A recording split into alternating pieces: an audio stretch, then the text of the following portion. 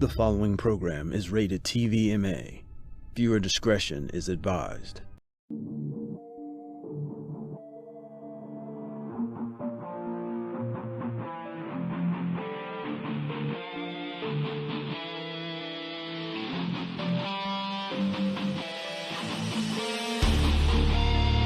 El Presidente! Woo! My God! Let's go! Yeah! United Hardhats of America! If you a real man, motherfucker, stand up! Grace your cup, clap your nuts, that's your character. Hard hats around here is all we wearing, bro. That's your call, big, call me J-Wal, you can tear it up, and I don't give a fuck, bro. We gon' man up, and if they ask who did it, we gon' stand up. Any motherfucker got a problem, put your hands up. Woo! You got something to say? Hit the app today. We greatly appreciate all the comments and the calls, so please be safe. Greet the show right, y'all. Hey, what we say now? You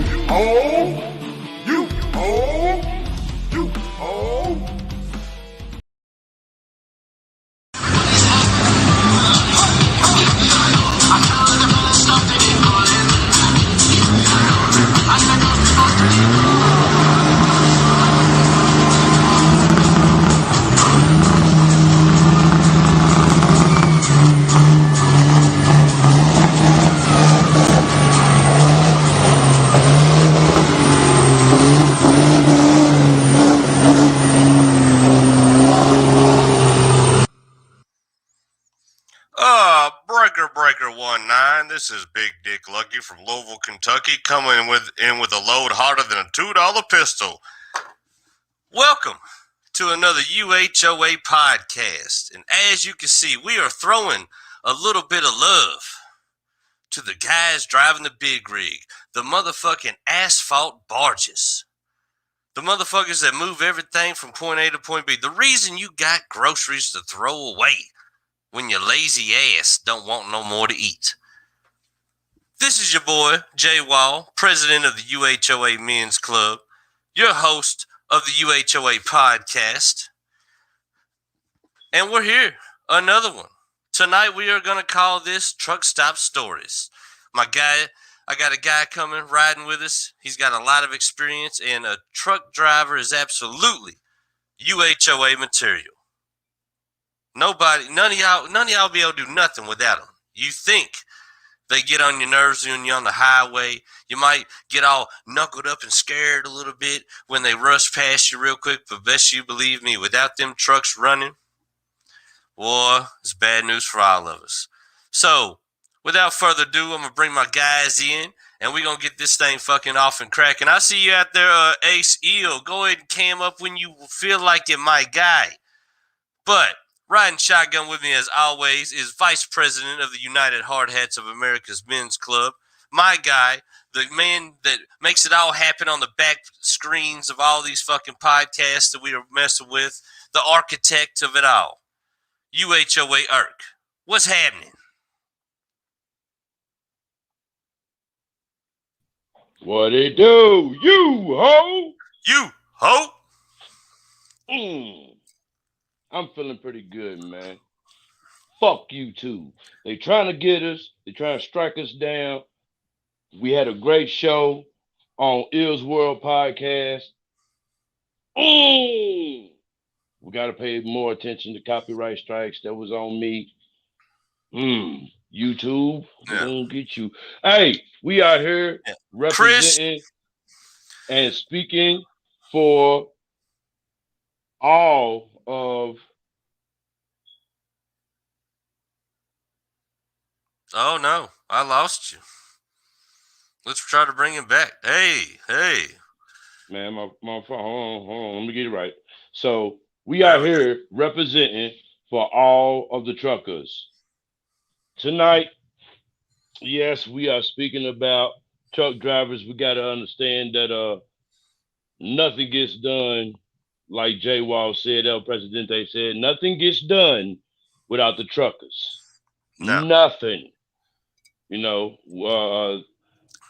in our trade, we need the truckers to bring the load to the construction sites, the material that we need to build your infrastructure. The truckers bring that in. and it's very important that we have truckers and that we treat them well, just as it is that we treat the ones that keep up and maintain our infrastructure. We treat them well as well. So, with that being said, I am Irk the Nerve, aka Mr. Somebody. Everybody is somebody. Somebody got to say this shit, and we're gonna represent for the big rig drivers tonight. What you say about it, Presidente? Yes, we absolutely are. And I got a guy who is a professional, world renowned. From the East Coast to the West Coast, from the North to the dirty South. My guy's been all over the globe on the planes, trains, and automobiles. You all seen him on the show. He's a friend of the show. God damn it, you might as well call him my elbow. He's a fixture by now. Yes, my man, JD. What's happening? What's Get it good, right. fellas? It's UHOA-JD. Oh, I do apologize, ladies and gentlemen. You ho. You ho. What's good with y'all, man? Man, trying to make it. That's all I can do. I don't know where my superstar is. Created an idea and then disappeared on me. Oh, you know, I mean, shit. I mean, ain't that how the women like to do it? So they lay it out for us to play it out. You follow me? Yeah. Hey, man. Yeah. Real, man. We follow they lead on the real. Yeah. Good thing is, let them tell it. Hey, the good thing is the UHOA runs everything. She still represents for us, though. She still represents for us. She can do what the fuck she want to do because she is a lady of UHOA. She gonna do what the fuck she won't do anyway. So we're gonna rep for that anyway. So she'll show up late. It's all good. It's all good. I'm used to putting everything on my back. She showed up. She did show up. So that's all that matters. And if anything, this will just be the first time that old J-Wal's pulled the fucking clickbait on all you cats out there. So that's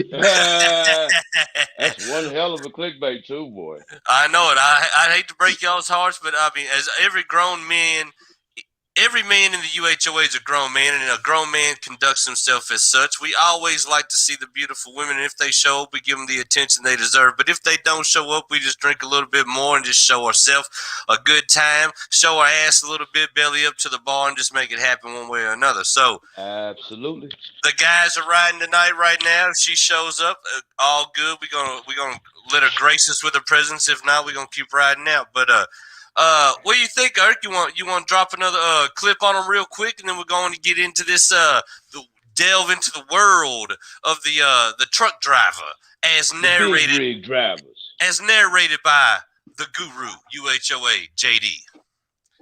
Well, I feel like JD, you've seen many of these views right here, man.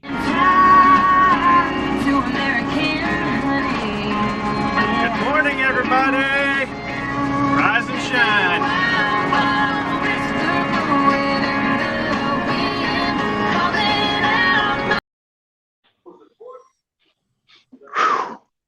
I'm talking about starting your day with the sun rising and seeing it rise again.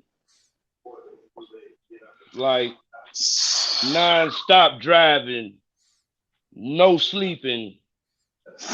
Like, tell us about that experience, man. What's that like, man? And the fact that not only are you driving non-stop sometimes without any sleep, you're driving with a load in the hundreds of thousands of pounds.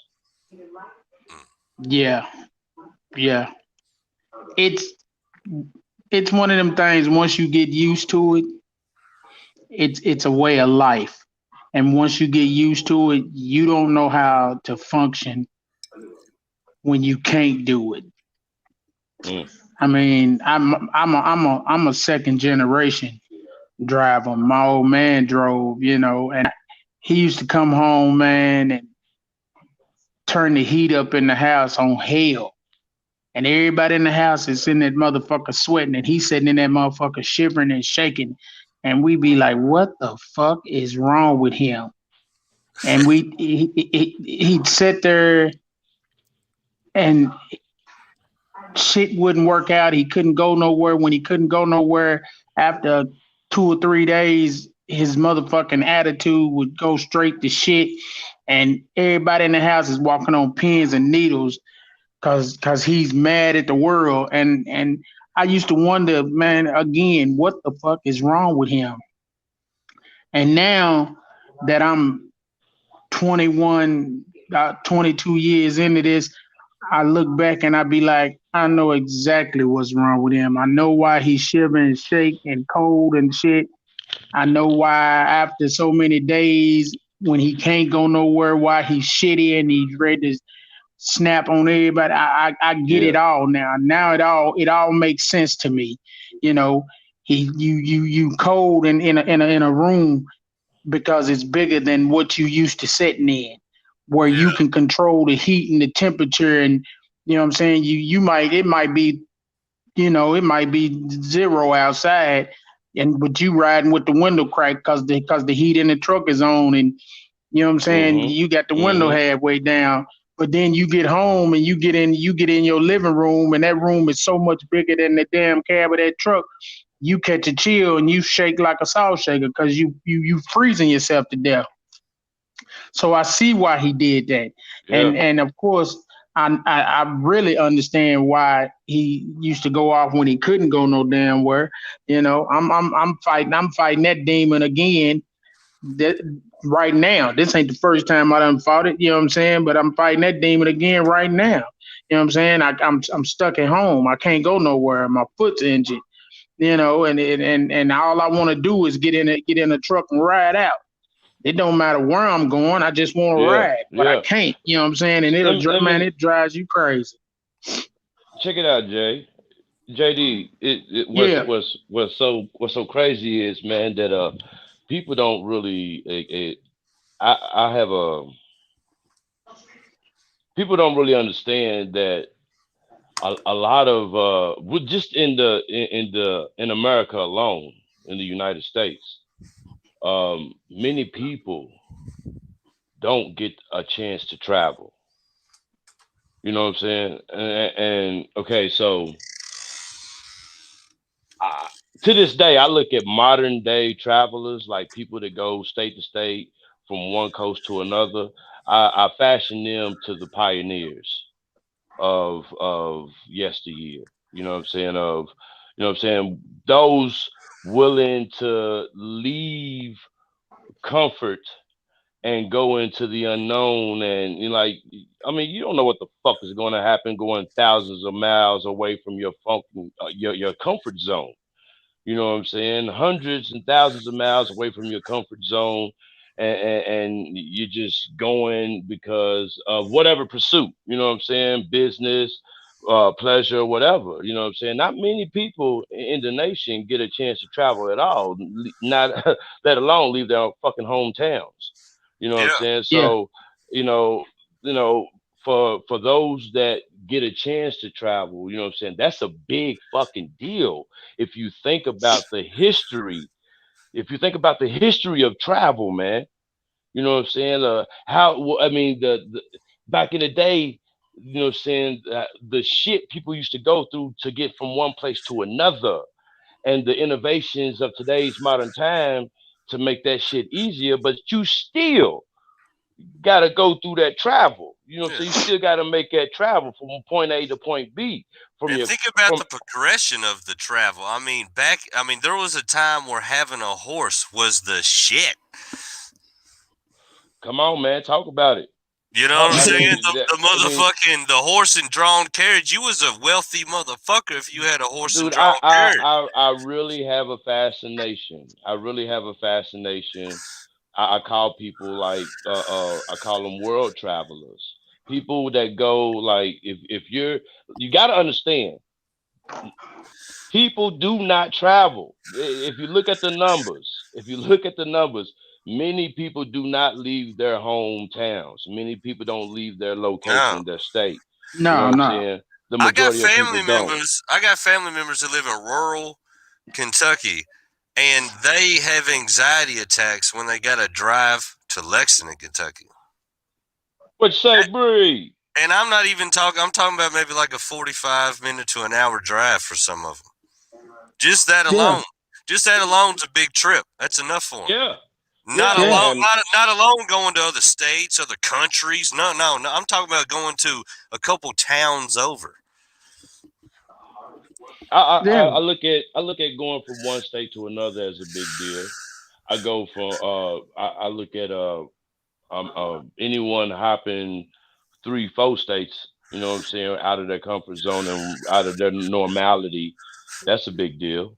You know what I'm saying? And if you're able to, you know what I'm saying, venture over seas and oceans to go to other countries, that's a huge deal in the scope of human travel. I mean, I don't want to get too deep into that, but that's one of the things that I appreciate as far as those willing to take those trips, to take those rides, especially truck drivers, man. Like And truck you think drivers. about it, everybody has talked about since I was growing up and shit.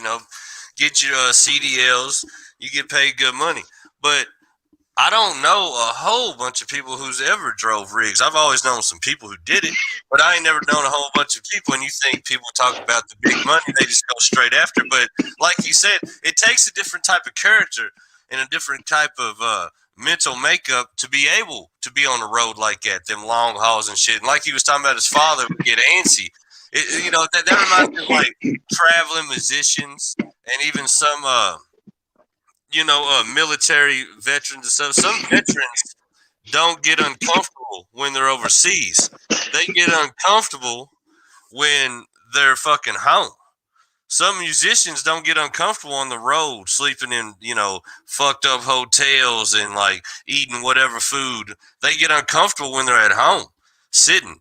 It takes a different type of character to, be comfortable with on the road and be to where you would rather be on the road than to be at home. You know what I mean? That's I think that's a whole different type of mind. A mind of a human set alone. I think there's humans that would absolutely just couldn't do it. Couldn't be out on the road long hours away from home, and some people couldn't understand just sitting at home. You know what I mean? I think it's a different, just kind of a mental makeup altogether of the human brain.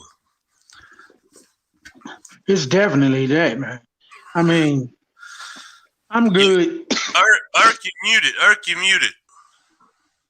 My bad. The fact that we're even here, you know what I'm saying, proves that what you just said. You know what I'm saying? There were settlers, there were nomadic people, there were people willing to travel out of their normality, out of their known lands, and go into new lands and start new colonies, villages, civilizations. You know what I'm saying? And that's just a part of uh, uh, the human process. You know what I'm saying? But like I said, man, when it comes to as far as traveling, man, not a lot of people even go to the next state. You know what I'm saying? To their state, to their neighboring state. You know what I'm saying? Not many people get a chance to even do that. So Yeah. for anyone willing to travel the country and make that their career, that takes a lot of that takes a lot of strength. You know what I'm saying? Because most of the time, you know what I'm saying, I mean, your truck is basically your home. Would I be correct, JD? Yeah, it is your home. I mean, that's where I live. I sleep there. I eat there. I mean, I pretty much do everything in there. I mean, now back in the day, you didn't have truck stops. You had truck stops, but they wasn't like modern day truck stops. Now, in the modern day truck stops, you go in and you get your space. You go in, you shower, you eat, but you still your room is it's like being in a hotel. You might go downstairs to eat. You're gonna shower in your room. I mean, but your room is the truck. They got modern day trucks. Some of them, shit, you can shower and use the bathroom in your truck. Damn. I mean, they got bathrooms. They got them built with bathrooms in them. I think the last guy we Yeah, ran see. into, That's pretty he much an said RV. yeah, he dropped, he dropped, I think he said he dropped like I think he dropped like 160 grand just in the sleeper part of Hey, his truck. But he can, dang. I mean, He says he stays on the road probably 8 to 9 months out of the year. So he's on the road pretty much 8, 9 months at a time, and then he go home, stay a month or two, J-Wal, come back out. J-Wal's right. It takes a certain mind state to be able to leave your comfort zone, to leave normality. And is there such thing as a normality in that field, G? Like, I mean, is it? I mean, it's like you have your house. You know what I'm saying? You work in order to establish your home. You know what I'm saying, and all the amenities that come with that. You know what I mean? But you on the road so much. Do you enjoy it? Do you get a chance to enjoy that? I mean, I didn't. I had a house. I had a house built from the ground up, and built the house, and then I'd be lucky if I stayed in it 2 days a week for 9 years. I might get there on the weekend, stay. If I get there Friday afternoon, then I stay Friday night, Saturday night, Sunday night. I'm gone Monday morning. I mean, that was pretty much the gist of it. Would you say that'd be the case for most truckers? Yeah, if they lucky. If they lucky, some of them ain't even as lucky. I mean, I was lucky because I built the house, and probably a year after I built the house, I bought my first truck. You know, but before that, a lot of them ain't as lucky as me. They got houses like that, but they don't own their own trucks. They work for a company, and even if they own the truck and it's leased to a company, they still depend on what that company is running. You know, if that company is one of the what we like to call the big five, if you talking about if it's Warner, JB Hunt, US Express, back then Schneider, if it's one of them, then you running freight the way they want to run their freight, and you still may not be home. You still might be out 14 days, and you'll come home for 2, and then you gone for another 14. So it just depends on who you work for. You know, I didn't want to. I tell people all the time, I didn't want to work that hard. Yeah. And people be like, man, owning your own truck is hell. It is. It's a lot that comes with it, but at the same time, I reserve the right by owning my own truck. I reserve the right to make the decision when I'm tired and I want to go home. I'm going home. I don't care if I got to eat the fuel and pay for it out of pocket. It don't matter. I'm going home. Yeah. So that's the freedom that it gives me. You know, and some drivers don't look at it like that, but that's the freedom it gives me. It gives me the freedom to decide when I'm going home. And if it's somewhere I don't want to go, and I'm not going. Right. You know, I mean, you can't. I had a dispatcher tell me one time, I was going to Buffalo. I was like, I'm not going to Buffalo. I said, I run in the Midwest. Buffalo is in the Midwest. No, the fuck it's not. Buffalo is on the East Coast. Yeah. Buffalo's like fucking north as north gets, damn near. Hey, yeah, and I was like, hey, bitch, I can see, I can see Canada. Michigan. Yeah. Hey, bitch, I can see Canada. Man, I had to explain to her. I said, listen, lady, I've been out here at this point. This was a couple of years ago. I was like, I've been out here over 19 years. I said, and I'm telling you, Buffalo is on the East Coast. It is not in the Midwest. We in Indiana now. Yeah, mind you, we in Indiana. So I'm like, I'm not going to Buffalo. So I was like, and this ain't forced dispatch. So what you gonna do?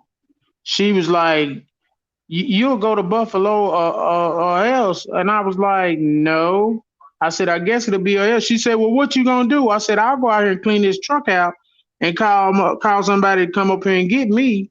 Because I was probably about 50, 60 miles outside of Louisville. I'll call somebody to come get me. But what I'm not gonna do is go to Buffalo. So get back in your little load book, find me something going to Louisville, send me home because that's where I'm supposed to be going. And then I'll come out Monday and see what I'm gonna do. But I'm not going to Buffalo. Especially not Buffalo that you think is in the Midwest. And I know for sure you said Buffalo, New York. I did, and it's on the East Coast. That I don't do the East Coast. So no, I go to the East Coast once a year. If I'm going in a truck, I try to make it once a year. I'll go to the East Coast.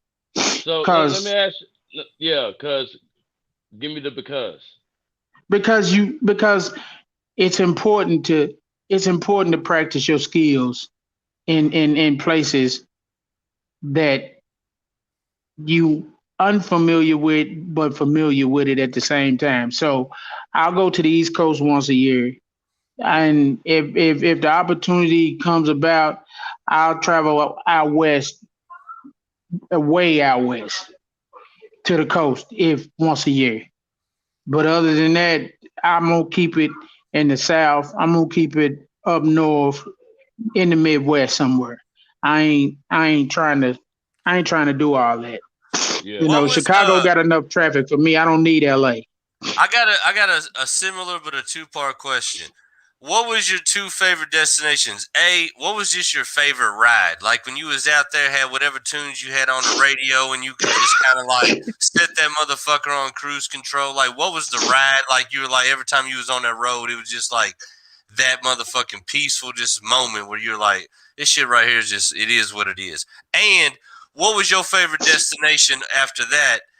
That just you like every time you pulled up, it was either like the dopest truck stops or like the coolest motherfucking people you had to hook up, or they had the best row, or I mean, like damn, so. you're going to different What was? places. But it's a two-part question. So A, Yeah. what was the best route, and then B, what was just like the motherfucking spot? You know what I'm saying? I wouldn't, man. You know, I really wouldn't say I ever had a route that was just that I looked at it like it.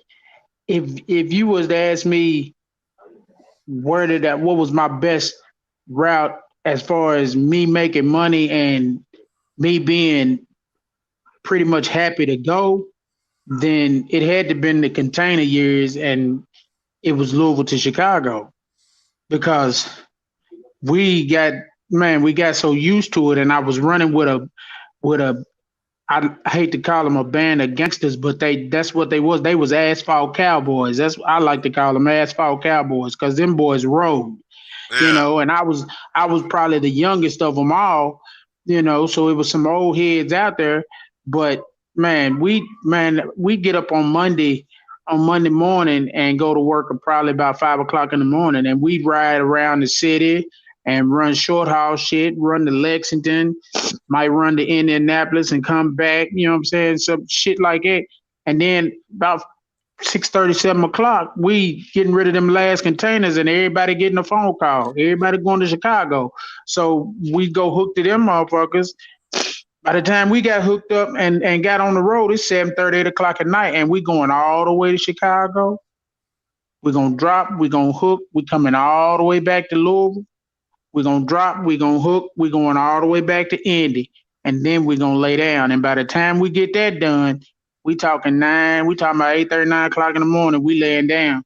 But by 3:30, 4 o'clock in the afternoon, we're going to be done raised up, and we're going to be in Chicago dropping and hooking, and we're going to do it all over again. Right back Hell yeah. Right back at it. And it was like that the rest of the week. It was up, down, up, down, up, down the rest of the week. But I mean, each trip to Chicago paid us.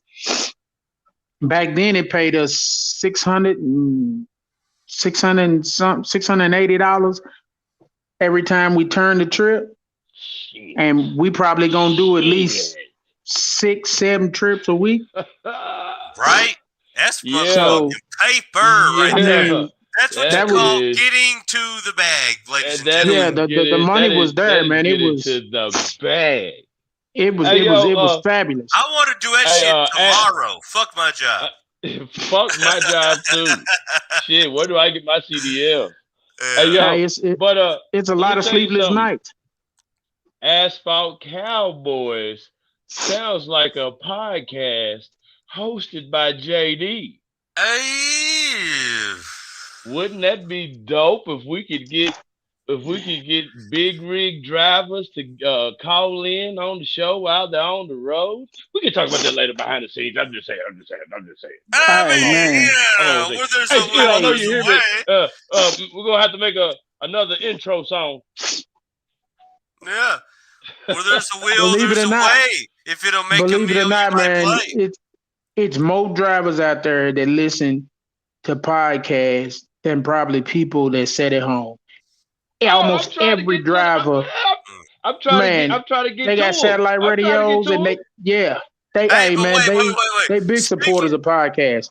Speaking of that, speaking of drivers and podcasts and entertainment, one of my favorite things when I was a kid, I had a uncle. No matter what car he had a motherfucking CB radio.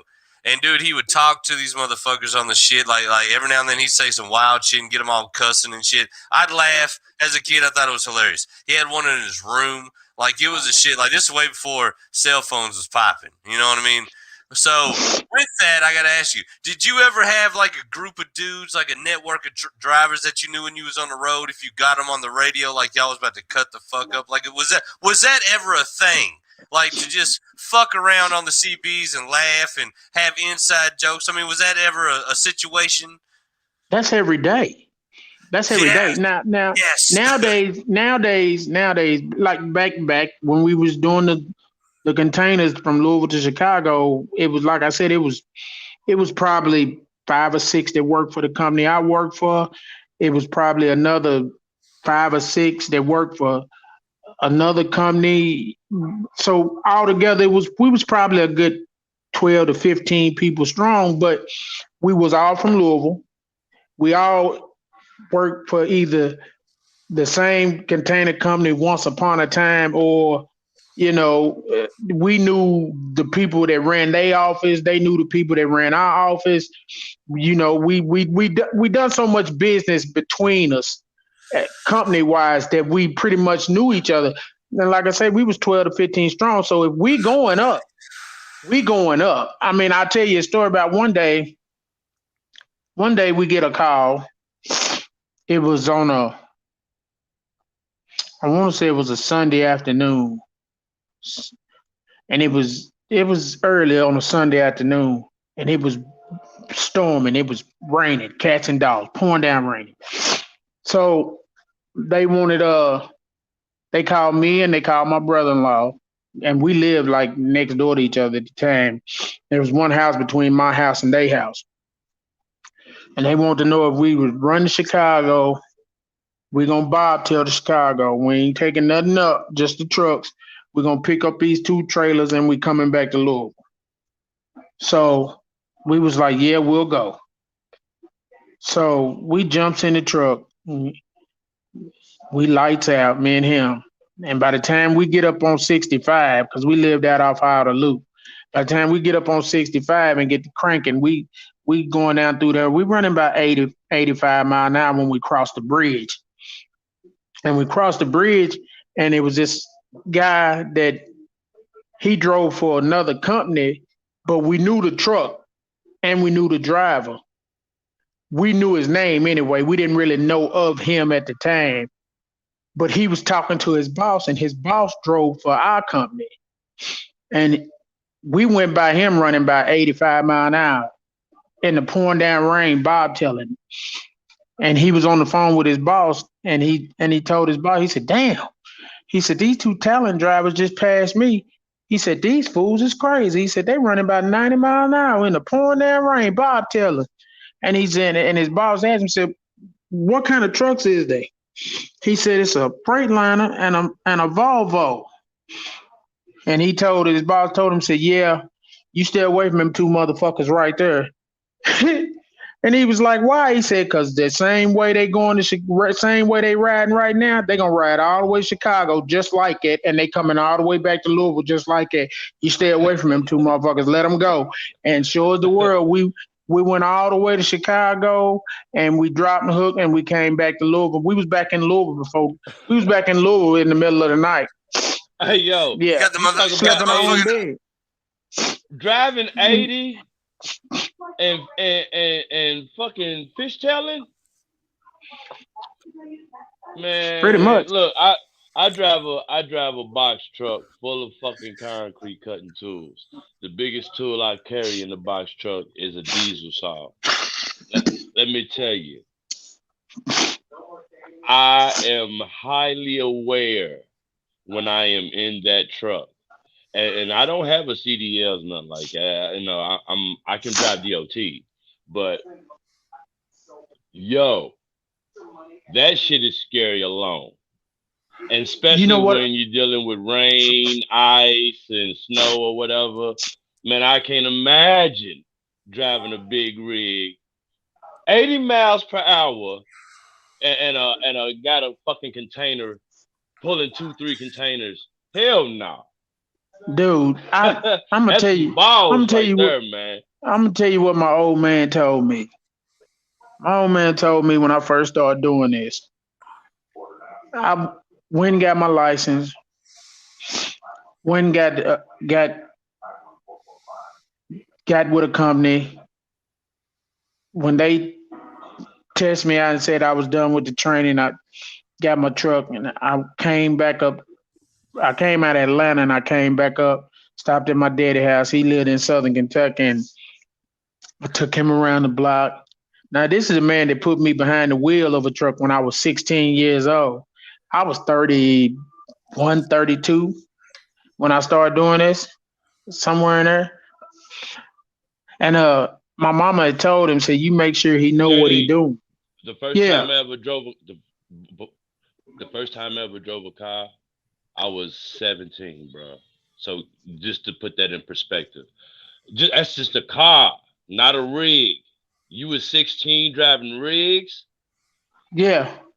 Yeah, I got a partner. I got a partner that his granddaddy drove a state water heater. He used to we 17, 16, 17. He's riding around town in his granddaddy's truck by himself, Bob Taylor, with no trailer, just the truck. And he's still out here today. I mean, we grew up in Tennessee. We grew up in the country. You know what I'm saying? But traffic is traffic. You know what I'm saying? They got us started early. This is what you gonna do. My daddy told me straight up. He said, I'm gonna show you how to do something that's gonna always make you money and put food on your table. And he put me He behind the sure wheel. did. And Always man, make you money. Yeah. yeah, Always make you money, man. yeah. Hey, I'm You telling you, keep that motor vehicle record clean and you can pretty much write your ticket. Like I can quit a job today and call a company 5 minutes after I say I quit and be in a truck and gone tomorrow man, because back my in the motor day they vehicle used to record is straight. Man, back in the day, they used to promote vocationals and trade skills, and get your CDLs. And they was big on that back in the day, especially when I was in school. So that has changed so much. And like you said, man, I mean that's a field, of work, that's a field of career that you will always eat. You will always eat. Because there's one thing. If you working in any career that deals with infrastructure, you're gonna eat. And Yeah, trucking and shipping, on road shipping, always man, big. Gonna always come be on. big. Always Always gonna be be big. big. You ain't Always. gonna get the In only other fact, job you gonna get that ain't go that the only other job you gonna get that's gonna always pay and it's gonna always be there is a mortician. And I don't deal with I don't like, when you're gone, you're gone. you go. I don't Yeah, want I don't won't touch you, none of that. but I say, like, But if you don't have the guys to fix the busted main in your metropolitan areas, underneath your metropolitan areas, in your small towns, if you don't have the guys that can work on the bridges and the overpasses, you know what I'm saying? And if you don't have them motherfuckers, then you don't have a sustainable society. But if you no. don't have But if you don't have the truck drivers to bring you the material that you need to get that shit done, then you're totally fucked. Oh yeah, Yeah. yeah, and that a lot of people would think that they look at these companies out here running, and they think, okay, these guys are making a lot of money. I mean, it's money to be made, but they work hard for that money. That money ain't. I mean, it ain't as easy as. I mean, it's easy to come home with $1,000, even if you work for a company. But you gonna go out there and earn that. You not. You not gonna just lollygag around and get that $1,000. I mean, believe it or not, it's just like it's people out here that go to regular jobs that don't do the half-ass do their job, so their paycheck reflects that. It's drivers out there that go out there every week and he might come home with $400-500 because he bullshitted Right. around. If I go out there, I mean, I'm 51 and shit. I tell people all the time, I don't need a I remember weeks coming home where my paycheck was $2,600, $2,700, $3,000 because I'm out there trying to do something. But now it's like if I come home with $800, $1,500, I'm good. Kids is grown. You know what I'm saying? Ain't nobody at the spot but me. I'm straight with that money right there. I ain't got to have it. I ain't got to have it at $3,000 check every week. It'd be nice, Right. but I know what it takes. I know what it takes to go get that. But my body is at this point. My body is like, no, you bet not. Yeah, I mean that's the thing. That's when you get to the point in your craft where you know how to do something to the point of you can do it enough to take care of what you need to take care of, but you ain't gotta be out here busting your back over it either. You know what I mean? Like you get to that good comfortable spot once you really kind of hone in on your craft. You know what I'm saying? Yep, exactly. So yeah, man. That's one of them things for me. I don't got comfortable. I treat every truck like I learned from my old schoolers. My daddy said always be scared of it. So I am. I'm always, no matter how long I've been in it, how long I done got used to this truck, I'm scared of a truck. Every time I get in it, I'm scared of it because it could kill me. It could kill other people out there around me. So I'm scared of it. But at the same time, even though I'm scared of it, don't mean I'm not gonna drive it like I stole it. I still got to, test the limit and drive it like I stole it. And shit, man. Speaking of the warning, right? But speaking of the warning of people being scared of it, let's. I'm gonna throw this video clip on real quick just to show people a little cautionary tale of things that could happen in the actual danger that goes with driving these big asphalt barges up and down the road.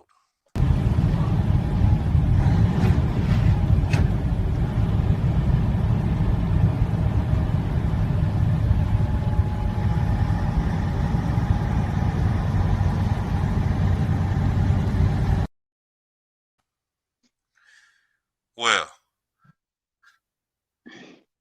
that's honestly not the clip I thought it was, so that looked like it actually panned out pretty fucking well. Yeah, it did. It did. The roads had a little snow on them, maybe a little ice. I've seen the snow, and I thought that was. I was waiting for for everything to get hairy. I thought it was gonna be a shit show. I did too. I saw the snow. I was like, that's gonna be a shit show for sure. And then the video ended, and I was like, well, I guess this video is just to show us how things can go extremely your way. Yeah, because I was looking at that. I was looking at that guardrail, and I was like, he's gonna have to pay for all of that guardrail that he getting ready to tear out. But yeah. That like things was working well for him that home day. for dinner. Yeah. Looks like you this definitely guy's gonna make it home for dinner. No, he's gonna kiss his children. Because you definitely can fuck up and not make it home for dinner. That's for real. But outside of that, now that UHOA Irk's back, do we have a video that maybe didn't go as planned? You That's probably already hilarious. shown this I one. thought he was I gonna eat dropped shit. out because I got a phone call, man. I had to jump to my computer, man. I hate that No, it's all email good. shit. But It's did you all play good. this I one? didn't. I only played the one. Oh, boy, he messed up, boy. You might have lost your job.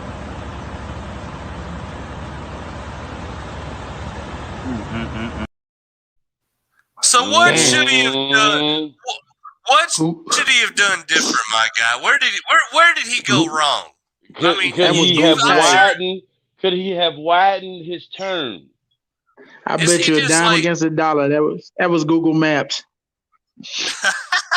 I bet money he was using Google Maps. So why in the hell did he even?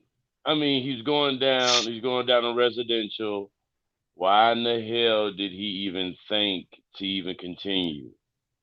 Yeah, Hey, because it definitely looks like he's in a fucking neighborhood with a big ass truck. Oh, he's definitely in the residential. Look at all. he's the trees definitely in the around him. residential. He's definitely in the Yeah. residential, but he still could have got that trailer and that tractor in there. He wasn't. His judgment is bad, and he's a Walmart driver. Now, with that being said, Gunshot. Walmart usually hires some pretty decent drivers. Them guys drive, and Walmart is a job. If you get a job driving for Walmart, you either retire out or you die out. You don't just say one day, fuck it, I'm not going to work and quit. Not Walmart, because they pay. Oh yeah, if you look at the numbers for Walmart drivers, it's ridiculous. They pay, and they pay well, and they drivers usually pretty decent. They usually got some pretty decent drivers. He just didn't set that up to get that in there the right way. He should have been way on the other side when the front end of that trailer should have came in on the if you were standing in front of the street he's turning on, then the front end of that trailer should have went in across the left side of that curve. But you can tell he didn't do none of that. He should have been able to. He should have been able to make that swing that cut. motherfucker like he was driving a regular car. Like a regular car. I'm just gonna go on and turn down this street like I'm in a motherfucking Corolla or some bullshit. Yeah, if he didn't get fired, he was on probation for a while. That looks bad as fuck though. Let's look at that again real quick. Oh, boy, he messed up, boy.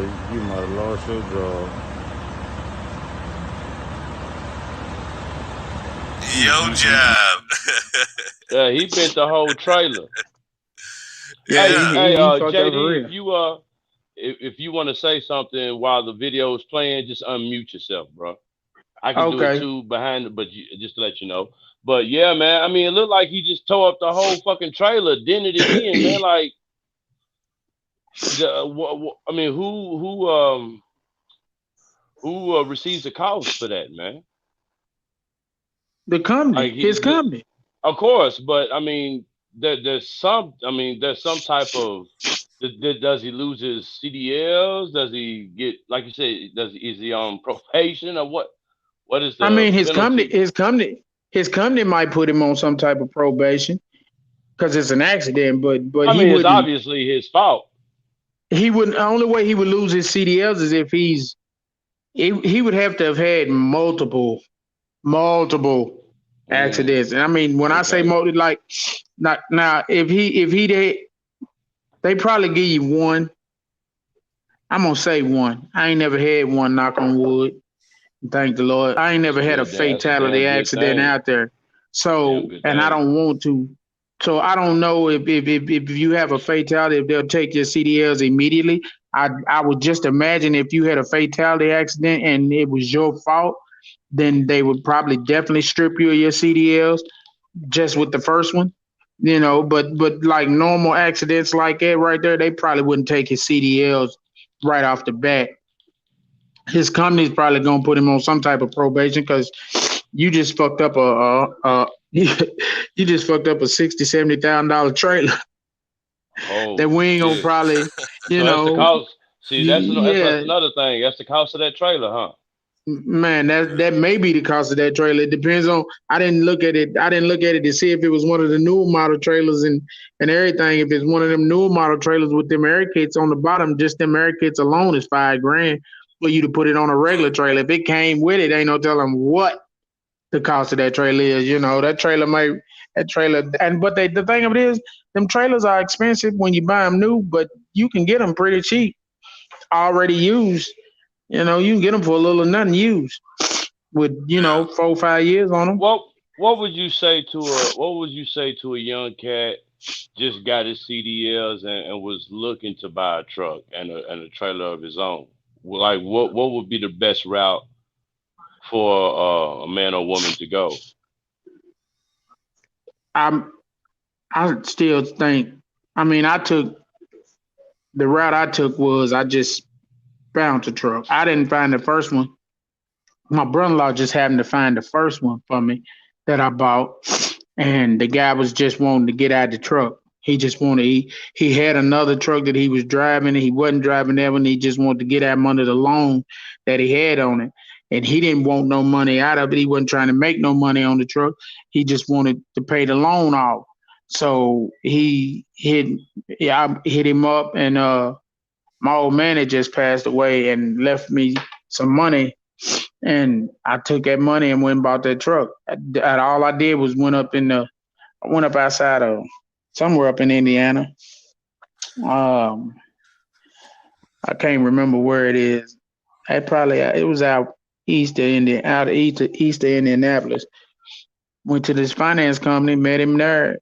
The loan on the truck was still had $9,999 on it. I paid that $9,999, and I took the truck and came to Louisville. Didn't have to How put a much does it nickel cost? into it. 99.99. Yeah, I didn't, and for the first year, I didn't have to put a nickel into the truck. All I did was change the oil. Had the oil changed. You didn't have to put a nickel in it in maintenance. I changed the oil. Had the oil changed. That's damn good right there now. I may have put some tires on it, but that's pretty much it. And I think at the end of that year, I took it. It was already it was already working to pay itself off. Oh, I made $120,000 that year. Woo! But I made $120,000. As you're out there, I hope y'all paying attention out there, listeners. As you're out there and you're getting to this bag, we all know, being out on the road long time, being a guy. I mean, it could be lonely on the road, and when you can't just cut up with the cats, your fellow drivers on the CB radio. We do know that at certain stops, at certain locations, there is a creature of the night, a lizard of sorts that tends to creep around fellows like you to just try to ease the discomfort of being such a lonely man out there on the road. So my friend, I know I heard that 80s song. I know. Creature of the night. That's an 80s song. I know I've heard that song. Creature of the night. I feel like I needed to have perm hairsprayed hair for that fucking track right there. Like I shouldn't have even said it without it. You know what I mean? I should have came straight in on some Motley Crue shit. The creatures of the night. But the lot lizards, my friend. I know you've got to have so many hilarious stories of lot lizards. I know you've seen some ill shit, some wild shit. Please, can you give us a rundown, maybe? Some of the funniest, silliest lot lizard action that you've heard of, seen, maybe partaking in, whatever. Just what you got, man. I know you got to have some shit. There's got to be a fucking Bubbles in motherfucking Middle Tennessee somewhere that's just like a hilarious bitch. Please lay it on us, my friend. Bubbles Joe. Oh, okay. Bubbles Joe. Bubbles Joe Okay. from Middle Tennessee, don't you know? Her middle name is Joe, and she's fun. There Yeah, and her is. dad's also her uncle. I will tell y'all this, and I'll tell y'all about this place. There is a. Oh, it's gonna get juicy. There's a little truck stop in West Virginia. I want to say it's up off of I-70, 77. Oh, is it 76? Can't remember. I remember the road, but I can't remember the number. But I want to say I think it might be off of 77 because it goes up into it goes up on up east and into Ohio. But anyway, there's a little truck stop up there, and I used to do dedicated Family Dollar. And I stopped at this little truck stop, and the truck stop sits up on this hill, and next to the truck stop has a store. It's got the fuel islands where you can fuel your truck. It's got a store, and it's got a strip club right next to it. Oh, okay. Also, so wait. It's a truck stop and then a strip club right next to the truck stop. Well, the strip club and the truck stop sit on the same lot. The trucks are parked out in front of the strip club and to the side of the truck stop. Yeah. So it's all one business. The owner of the strip club owns the truck stop. Genius. He's a motherfucker. That's a genius. Listen. So I'm in this truck stop. Right? Yeah, the owner of that strip club is a motherfucking mastermind. Like, yeah, that was well played. Well played, sir. If I meant what I would say. Well played, sir. Well played. That's exactly what I would have done. He was making a fortune, but I'd never been there before. For some reason, I was delivering dedicated Family Dollar then. For some reason, I got caught coming back out of Ohio. Was the eastern part of wherever I was coming from. But anyway, I coming from up north. So I get caught and I stops there to sleep the night. And I do whatever it is I was doing. I never partake in the quote unquote lot lizards. I ain't never done that because that's a dangerous way of life. You know, and I try to keep a piece of steak at home. I ain't trying to get burned up, eat no burnt up hamburger. I ain't trying to fuck with it. But at this point, I'm a young single driver. I don't have a girl. I ain't got no woman at home. I'm just out there riding, enjoying the countryside. So I stops at this truck stop. And I gets a shower, get my fuel. I'm going to stay here tonight. Because I just had to come down to Moorhead. So I'm like, shit. Once I jump down into Charleston, I'll just dip on I-64. I'll be in Moorhead. Not a problem. I'm going to stay right here. So I decided, okay, I'm going in the strip club. Goes in the strip club. It was this little thing in there. Lord have mercy. I like to left everything. I like to left. She almost got me to sell a trailer. Because it was, she was probably weighing in about $1. She was probably weighing in about $130. Mm-hmm. Thin waist, cute face. How tall? Probably about 5'3". 135.3. Little petite thing. I'm talking about thin waist. But that booty was like a bubble, like a onion. It was, man, she broke down in front of me. she broke down in front of me and bent over, and that was the first time I'd ever been in a strip club, and I had seen booty cheeks do this, and she Oh, sitting man. still on her hands and knees, and I'm talking about my face was like this, and them cheeks went to, and I was like, "Oh, what do you want? What can I do?" That's what I'm telling you. She almost made me give it all up. And to this day, I don't remember what exit that truck stop is, but I'm pretty sure if I went through there, I'd find it. I don't like going through that road because when my father passed away, I was on that same highway coming out up there. My sister passed away last year. It was the first time I've been over in that area in probably 10 years. And when she passed away, I was on that same interstate. I don't like going over, but that truck stop with that strip club, that's a motherfucking. Hey man, that's the joint. That's probably You remember her name? that. I wouldn't say it was my favorite truck stops, but it's definitely a place I would recommend you stop at. Yeah, I definitely recommend it. That even if you traveling with the wife and kids, stop in that motherfucker. I feel like truck stops.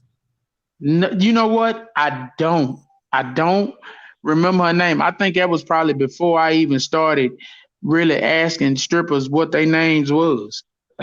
So no, I don't remember her name. But you know what though? I can see that booty. I can see them booty cheeks bouncing right now, like it was like she was standing in front of me 5 minutes ago. And a frame a frame like that with an ass like that, that ass, when they put on the fucking pants and shit, it looks like that motherfucking good meat in the bottom of beans. So I say we name that bitch Bean Meat.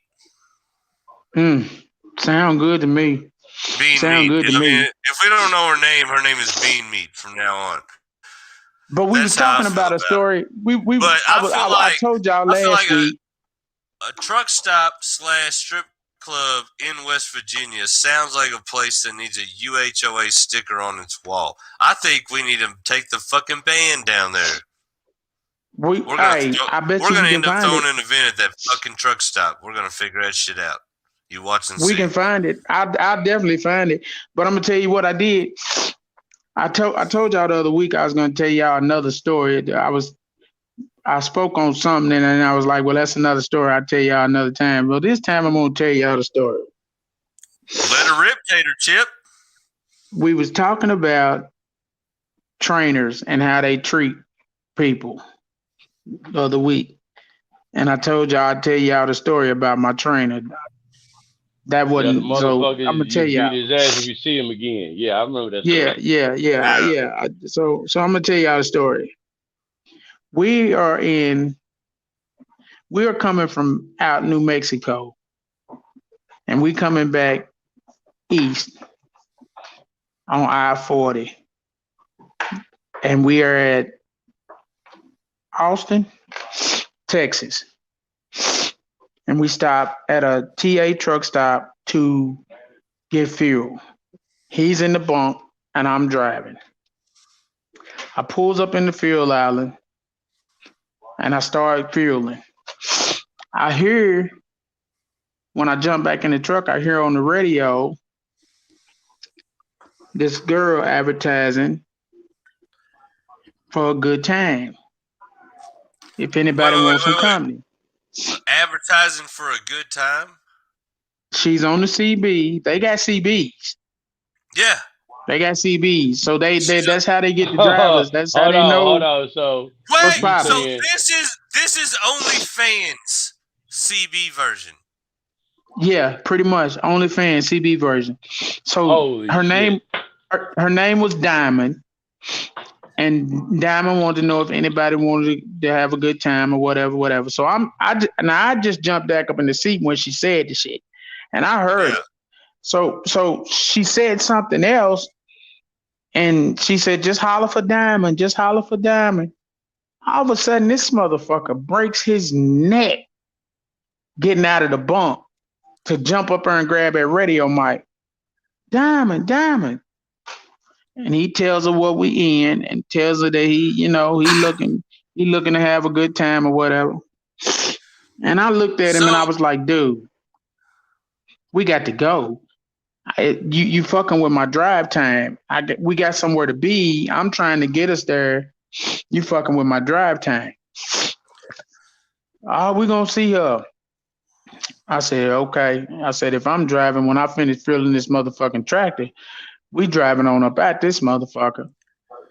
I pops the door. I get out, finish fueling, whatever, put the fuel caps on. I goes around to the driver's side, pops the door. He gonna put his shoes on. He's sitting in the driver's seat. Get in, I'll drive. I'm like, man, this is some straight. And from with you all talking to her on the CB, what's the range of mileage she could be far from you? I mean, how far are you picking her up from? Do you know? She ain't even a half a mile away from us. Matter of fact, she'd be lucky. She'd be lucky if she's 300 feet away from us. Oh, damn. So she's like, you all are right there. We pull out of the fuel island. We pull out of the fuel island and pull around and find a parking space. He backs us in. No sooner than he backs us in and sets the brakes, because it was dark, cut the headlights off, a car pulls up in front of us. So he makes sure that I don't leave his ass. He makes me go with him. So I get in the car. There's a little hotel sitting right next to the truck stop. So I get in the car, we swings around to the little hotel, pulls up in front of this room. Now in this room, I see two dudes,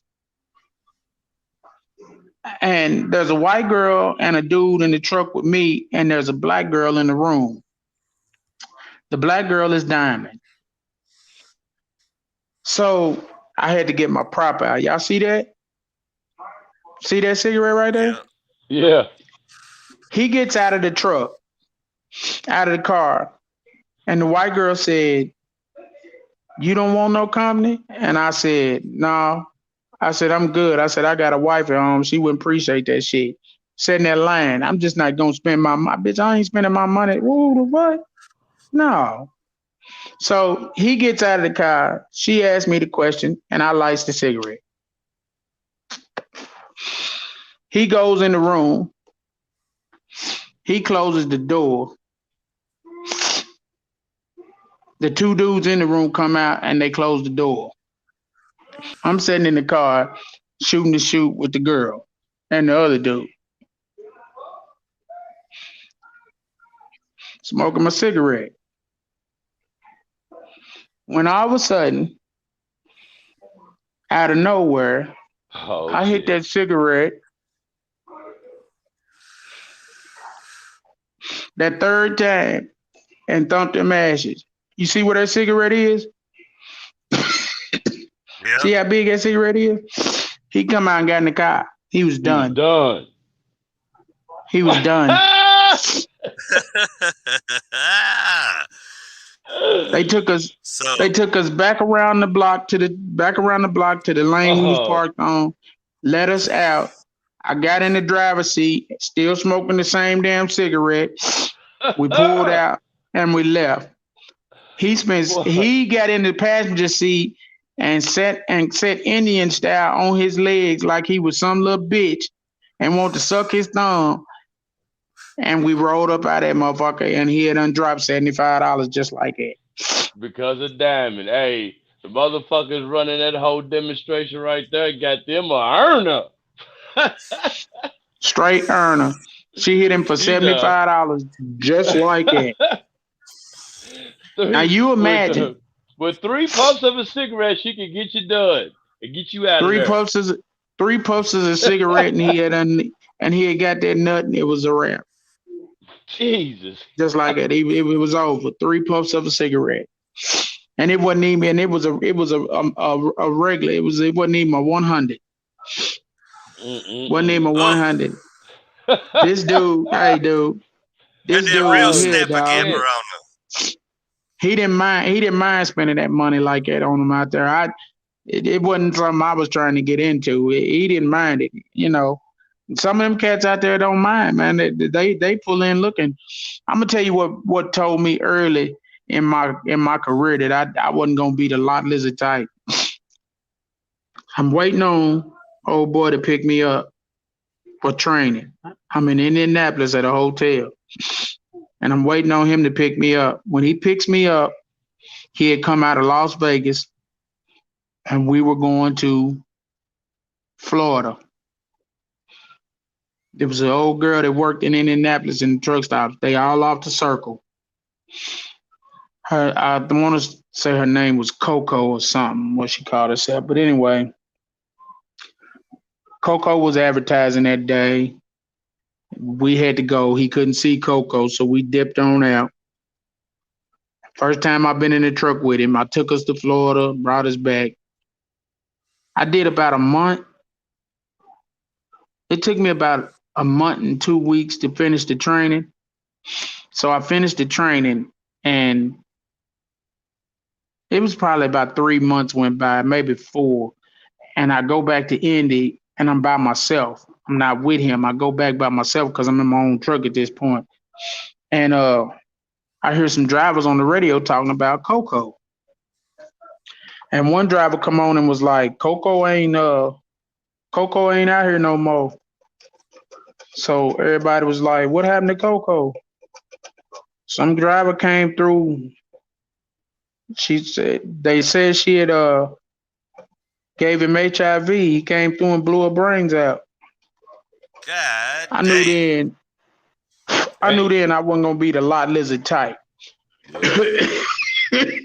Because even if Coco gave you HIV, ain't no telling where you been in the continental United States that you done scooped up and gave it to somebody else. And if Coco didn't give it to you, you know what I'm saying? It was just too many variables in there for me to be like, I'm just gonna fuck with these old now. Will I tell you I ain't had a decent girl in every city I've been to? Oh, no, I won't tell you that. You know, I had a nice little half Mexican, half Puerto Rican chick in Chicago. Hey, boy, it didn't matter rain, sleet, or snow. Hey, I'm willing to get trapped in the snowstorm in Chicago. Knowing it's supposed to be a snowstorm coming. Everybody telling me, get that trailer and get the hell up out of there. Nah, I'm going to stay the weekend. Because I'm gonna stay the weekend. I couldn't even go to a house, but my truck is my home. So going into Chicago, I'm gonna stop, fill that motherfucker completely full of fuel so it can run all weekend, and I can still come back to Louisville and come back to Chicago. Fill it completely up, go in there and got trapped in a snowstorm. And she worked at the little diner I was parked in front of. She stayed with me every night and went to work every day at the little diner and come back and get in the truck. Stayed all weekend. Had a wonderful time. Yeah. Warm. But the lot lizards ain't never been my thing. Right. But as far as Diamond calling in on the CB, how much of a regular occurrence is it to have chicks show up on the CB trying to finesse a dude into getting in the room for a 2-puff pump? You know what I'm saying?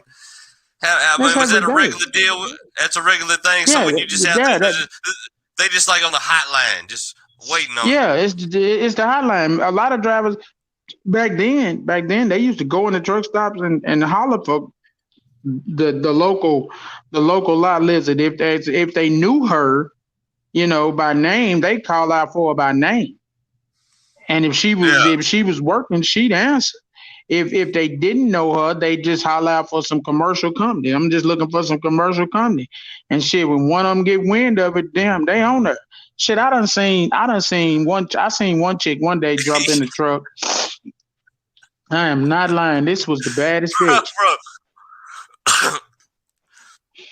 But every time, so when they first initiated though, any other trucker that's on that frequency, they can hear kind of like the initial like shooting your shot and kind of setting up your situation, right? You know what I mean? Like they'll hear one truck driver really commit. He'll really commit, and you'll know that's the dude like in her proverbial DMs. You know what I'm saying? Like this is the dude that's actually making that move. He's the one going to the hotel. Like people could see that setup through the radio frequency, right?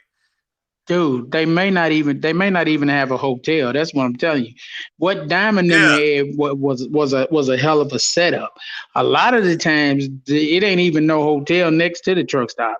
The driver come in, he gonna call for his specific girl by name if he know her. If he don't, he gonna holler for commercial company. She gonna ask him. She gonna reply. She gonna ask him where he's at. He gonna tell her I'm in the fuel island, but I'm getting ready to park, and I'll holler for you. And or he's already parked, and he'll tell her what row of the truck stop he's on and what color his truck is and what it is. And she'll go on around there and she'll slide in. She'll slide in the passenger side door and they'll jump in the back. She'll knock him off. He'll knock her off. However, whoever gets knocked off, more than likely it's her knocking him off because he's spending money and she's in and out the truck in 10. Yeah, and like not even broke a sweat. Yeah, Yeah. she ain't even broke a sweat. And if she's a good one, because I've seen Yeah. good ones, I seen one chick get in one truck on the driver's side, and when she got out, this bitch went from truck to truck to truck to truck to truck, about 6 trucks down the road, and her feet never touched the ground. She step out out of one truck on the step and step across and grab the handle and the step on the next truck, go in the driver's side door, come out the passenger side, and that's how she moved. And she hit by 6 drivers in a row. And That's then what you and it call only took dick. That's what you call it only took dippetry. about 35 minutes. Yeah, it only took about 35 minutes. She hit about 6 trucks in about 35 minutes. So you figure at $50 to $75 a pop and 6 trucks in 35 minutes, I mean the bitch making a pretty damn good living. Yeah. You know? That's a special kind of female right there. And getting plenty of Yeah. protein while she's at it. You know That's a what I'm special saying? She's kind probably of getting more female right protein. there. And she's probably taking in more protein than a Mr. Olympia. You know what I'm saying? That bitch is fucking healthy, Man, dude. I would imagine. Hey, so is there such thing as a legendary lizard? If it is, I ain't never heard of her. Yeah, is there like that one that everybody like? Yeah, the if motherfucker it is, I ain't that got never the heard of diamond her. tongue on her. I think they all legendary. So as really, far I as ain't. So my series of questions were getting to this. So as far as you're in the truck, the chick throws out the shout out, so you hear some fish biting. You obviously know this dude right here, Rusty Nails, is about to fucking take the bait. Has anybody ever went all the way on the CB? Like from initiation to you hear them blow their load on the CB, you know the chick's in the truck, you heard the whole, like you've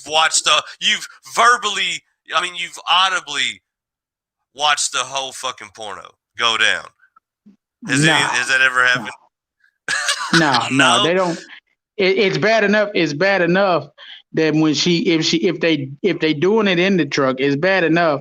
You sitting on the road, parked, and you already sitting there meddling like me. I'm sitting there meddling. I'm looking out the windows. I'm watching everything moving. So when he give out his truck and what row he on, okay, I done counted the rows. Okay, oh, he on my row.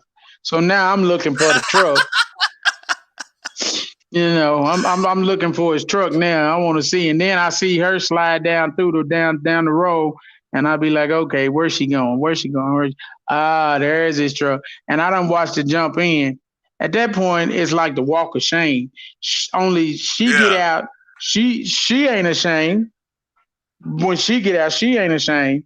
But no sooner than she get out, his ass got to pull out, and then he's doing the drive of shame then because you done told everybody what you're driving, so we know she just got you for she just took you for some money. You know what I'm saying? It's the driver shame for him. She ain't ashamed about shit. She gonna get in the next truck. Motherfucker blows his load and goes in the motherfucking truck stop to get a motherfucking bag of chips and a pop, and then motherfucker come in with his hoodie on, his His Yeah. head up. Yeah, It meant he's more to ashamed. it meant more to him than it did to It her. wasn't just him.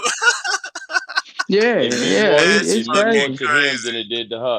Hey, but let me ask you, how far? You said they have CBs. Some of them have CBs. Let me ask you, how far in promotion will they go? Like promoting I, themselves, like selling themselves. How far will they go on the CB? Like, what is the worst promotion you've ever heard on the CB? I Yeah. mean, hey man, they got the shit down to a science. They promotion is simple, quick, and easy. Straight to the This is point. my name. Straight to the Straight to point. the point. This is my name. Are you looking for some commercial company? Holler for me. Boom. She's done. She ain't got nothing else to say. She ain't gonna quote no price or none of that on that radio. What they cause see everybody in the truck stop is on channel 19. That's what you running over the road. That's the channel your CB is set on when you go in the truck stop. They'll talk. She'll make the advertisement on channel 19. He'll holler, let her know he interested. She'll tell him to go to another channel. They'll go to that channel and then they'll discuss what the ticket gonna be, what he trying to get done. Oh, you giving up After the that, game? it's just a meeting. It's Yeah. just a meeting, and Yeah. I know because like I say, I'm nosy. So as soon as she give up the advertisement and he bite, and she tell him what channel to go to, click, click, click. My radio is turning because I'm going to channel 2. I want to hear what's getting ready to be said. Have you ever heard They'll, motherfuckers catch feelings like one dude would be like, "Yeah, girl, I'm meant to meet you at this lot, whatever," and some dude get on there and be like, "God damn it, Delilah, I thought you was mine." no. It ain't that's one thing. It's a business. It ain't a catch feelings type of thing. It's a straight business. If your girl is out there and that's the work she doing. Hold So on, JD. Hold you on, ain't JD. never heard no lizard drama. Ain't nobody catch El feelings over a Presidente. lizard. Mm. I El don't. Presidente. Can I please, JD? Yeah, Come on, bro. You kept it real up until this point, man. We talking about whores, Yeah. whore. whores throughout ancient history, human existence.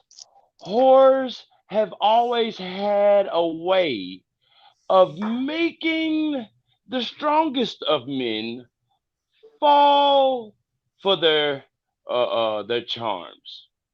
Yeah. And with I that don't being doubt that. said, men would do the stupidest of shit Yeah. Absolutely. for said whores, especially if if these said whores are doing exactly and everything that man wants. Yeah. I Yeah. personally feel like if you haven't fell in love with a whore once in your young life, you ain't been living, son. You have a No. penis. It's No. kind of a part of manhood.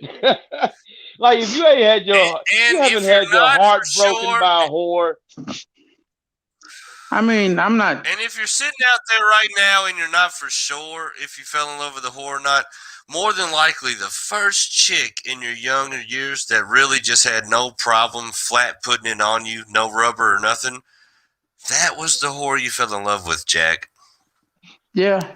It's usually yeah, it's usually the one that yeah. just puts it on you with no regard. No regard. Yeah. And Are we those are grown? Are always we the talking? Yeah. funnest. And Are we adults here? we love them. Yeah, exactly. Are we adult men here Absolutely. talking? Exactly. Okay. Yes, I just want to make sure. Hey man, I ain't even gonna tell you no lie. I We believe everyone I fell in If you love don't with have was a whore. appreciation for a good whore, there's something wrong with you. Man. You know what I'm saying? It But is. but JD, you never heard a truck stop story of a trucker losing his mind, not because of allegations of what was passed Okay. off as far as like I'm talking about some lot lizard done put it on this trucker and he comes back He done dropped his load. Said, "Fuck it, I just want I'm not gonna tell Yeah, you that left it his ain't whole happened, family and shit. her." Left dude. his whole family. I'm not gonna tell you. It's just like old boy on Harlem Nights. I'm not coming Yeah, home. Take it easy. Yeah, yeah. I ain't gonna tell you. Yeah. Sunshine. I ain't gonna. Yeah, I ain't gonna tell you that it ain't never happened. I'm just gonna tell you I ain't never heard nobody say it happened to them, and I ain't never heard it, heard it go down on the radio. But I'm not gonna tell you that it ain't happened because I'm pretty sure somewhere some sucker he was somewhere there was an all day lollipop, and when she got him, he sucked all day and all night. Yeah, it's Yeah. probably happened, but I've never heard of it personally. That's just me. Yeah, I'm That's sure of it. fucking Like you hilarious, said, bro. man. I'm sure of it because. But Yeah. shit, But let me but let me show you something, man, and we're gonna dive into some the craziest side of hauling. What about this, man?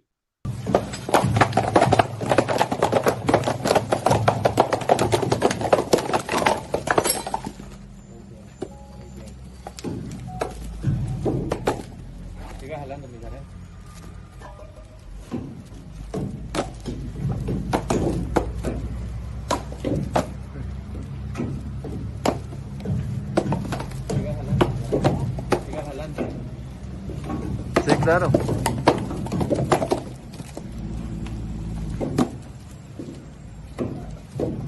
Bricks. Bricks on top of bricks on top of bricks. ah damn, they done ruined somebody's Christmas. What that is? Hey, boy, I'm telling you, there is a Godfather somewhere pissed off right now. Yeah, and there's a Yes, somebody snitched. and there's a motherfucking police force that just got fucking paid. Because those motherfuckers, most of that shit ain't hidden evidence, son. So Probably I not. know you ain't never been in no situation like that, God forbid. But has there ever been a time where you just said, man, like you've been offered to pull a load and you just like, man, I ain't pulling that shit for whatever reason. Yeah. Yeah. Yeah, a Or lot of shit. what what would you say that's like either past the fucking the fucking legislation, like we're good, like fucking we're down the road enough, or what's just the wildest thing you've heard of in that regards, like some crazy transactions that obviously we can expound upon with no worries from the police here. If you have any stories like this, like you got any like crazy ones from back in, like, I don't know, what's the rule, 10 years I plus. mean, I got new video games as a kid because my old man would go move trailers for certain people. Yeah, They needed a driver. They had a truck. The freight was there. Just go hook to it and bring it over here and park it. And we'll take care of you. yeah, I got new video games. Pop put extra change in his pocket. I mean, I even had a guy approach me one time asking me if I would pick up some trailers and bring them back out of Chicago for him. And I was like, no, Yeah, because because you're not knowing what you're hauling, and yeah, I and don't. I know yeah, everything he wanted me to pick up was stolen. Those trailers were stolen. The freight on them stolen. The trailers. The thing of it was with him, they steal the trailers and they would take them and park them in this open field and leave it for weeks because those trailers got trackers on them. And they want to see if the police is gonna come find that trailer. If the police don't come find that trailer after about 2 or 3 weeks, they send a motherfucker up there. they come and He get hooked it. to it. He drag that Yeah, motherfucker wherever they want it. I'm not fucking with that. is that like right. is that something that happens often, like stolen Yeah, freight? man, stolen freight is big. I mean, What? stolen freight is just as big as us moving freight. Yeah. It happens. Insurance companies depend on stolen freight. They can pretty much make a living by it. Motherfuckers will steal shit in a heartbeat. So you saying there's Heart, like fucking road pirates just waiting for motherfucking freight, waiting for a yeah. motherfucking trucker to slip? Oh, they done went. They done got way advanced. They done got to where they'll come on your lot and hook to your shit and pull it off your lot. That's why people want Damn. secure insurance companies and freight companies want you to have a secure lot to park your stuff on and your freight and your trailers. If you pull them for them, they want you to have a secure lot to park it on, preferably fenced in with a guard. But they'll let you go with just fenced in. But they fenced in with a guard is really what they're looking for. Somebody that's gonna be there to watch them trailers all night to make sure motherfucker ain't leaving with some shit that don't belong to them. Yeah, stolen Yeah. freight is big. It's So damage. They like to call it damage control. So how many times when you've been on the road have you been jacked? Once, Once? Out of how many years? 21. That's not fucking bad. It's pretty fucking good odds. that's like right that's there. like fucking never. That's like never, really. Yeah. Yeah.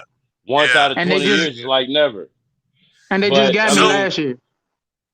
So would Yeah, you say they just got me last year.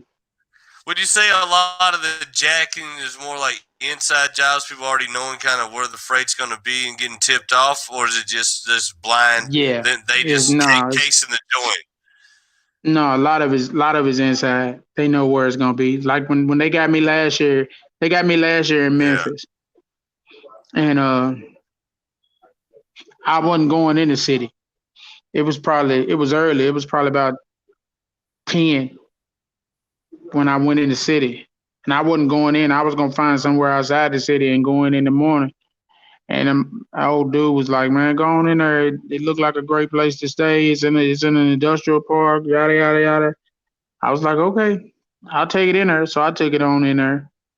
Pulls up. I got on Parmesan brandy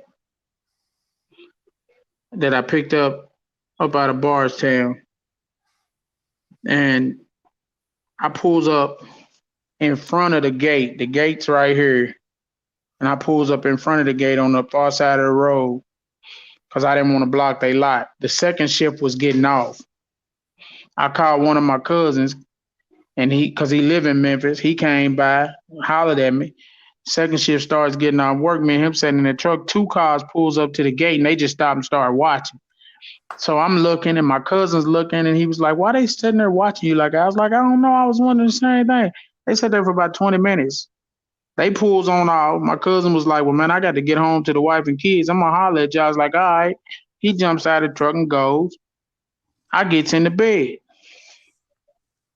He it had been like a year since I'd been in Memphis. Matter of fact, it was a year to the exact day since the last time I was in Memphis. I went down there to bury one of my partners that drove truck.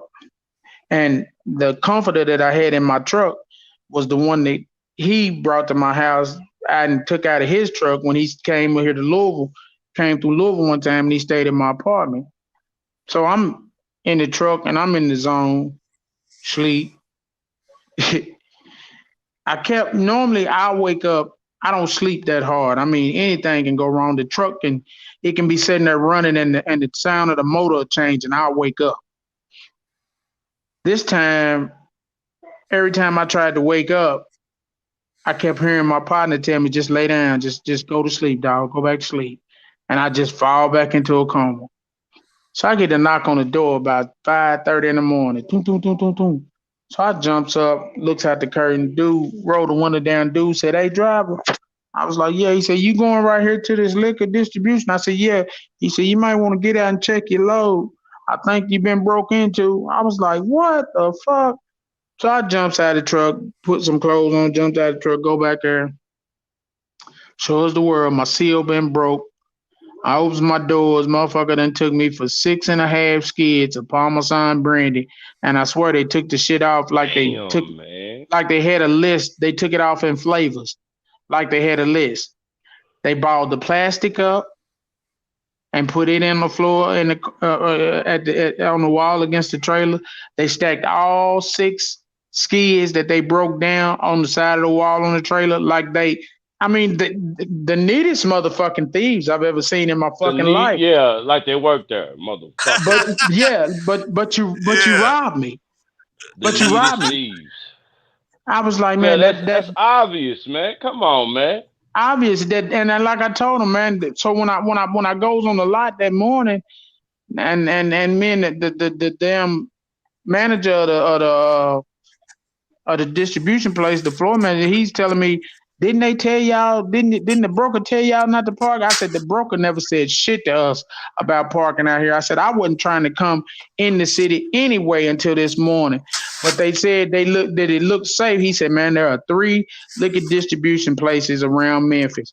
He said, and all of them, every driver that pulls up in front of one of them gets robbed. Every one of them.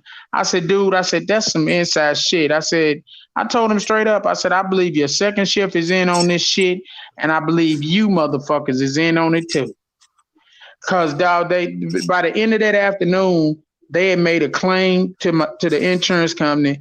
That motherfucking 6.5 skids of Parmesan cost our insurance company $22,000. Jesus Christ. $22,000 right there. That's a lot of damage right there. Shot in the wind. And my partner was like, fuck it. I'd rather give him $22,000 than for me to have to be on my way to Memphis to get that truck and that trailer because they done shot and killed you. He said, because if you would have woke up and got out of that bunk, I was going to get out on ass. Just like, mean, that's just, when I come out of that motherfucker, I'm going to be hot and shitty.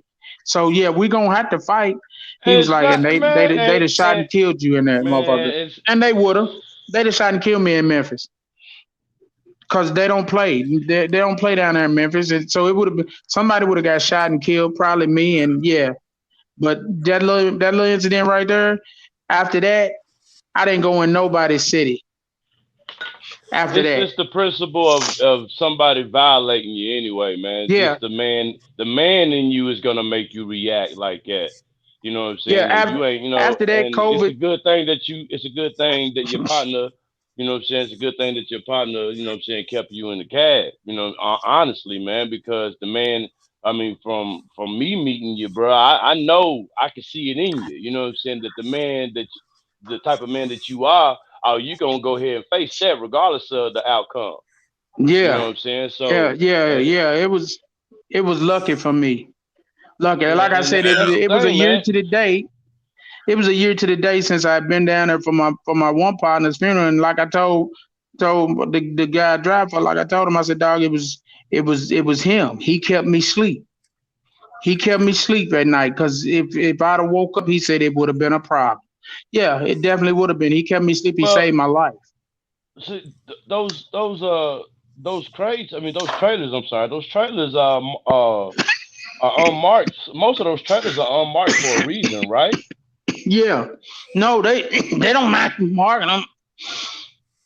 All our trailers got the name of the company on the side. So I drive for Jackson Better. So all our trailers got Jackson Better Trucking on the side. Yeah. But it was where I pulled up and stopped at. I pulled up right in front of the liquor distribution company.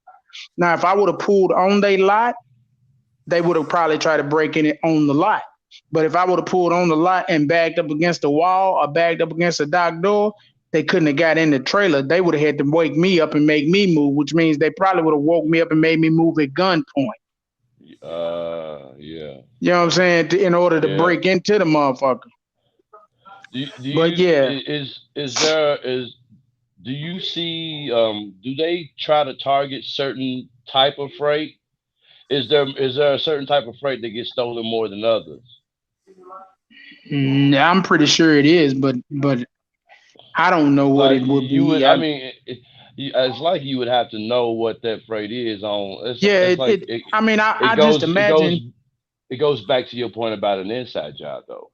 I just imagine electronics are probably stolen more than anything else. Absolutely, yeah, You yeah. know, I would that just reminds me of. imagine like That reminds me of my what's guy that? Jimmy from. That reminds me of my guy Jimmy from Goodfellas, Robert De Niro. Remember when motherfucker was setting up all those motherfucking robberies, man, robbing those trucks, taking the cigarettes and shit, selling them on the street. Yeah, That shit. Every time I hear about a truck getting stuck up, man, it takes me straight back to Goodfellas, man. That shit. That's one of my definitely top fucking 3 mobster movies of all time, man. I love that shit. But Jimmy, that's my dude. Jimmy and Tommy. Those motherfuckers make the movie. Fuck Ray Liotta, rat bastard. and But see they probably Jimmy and Tommy were my guys.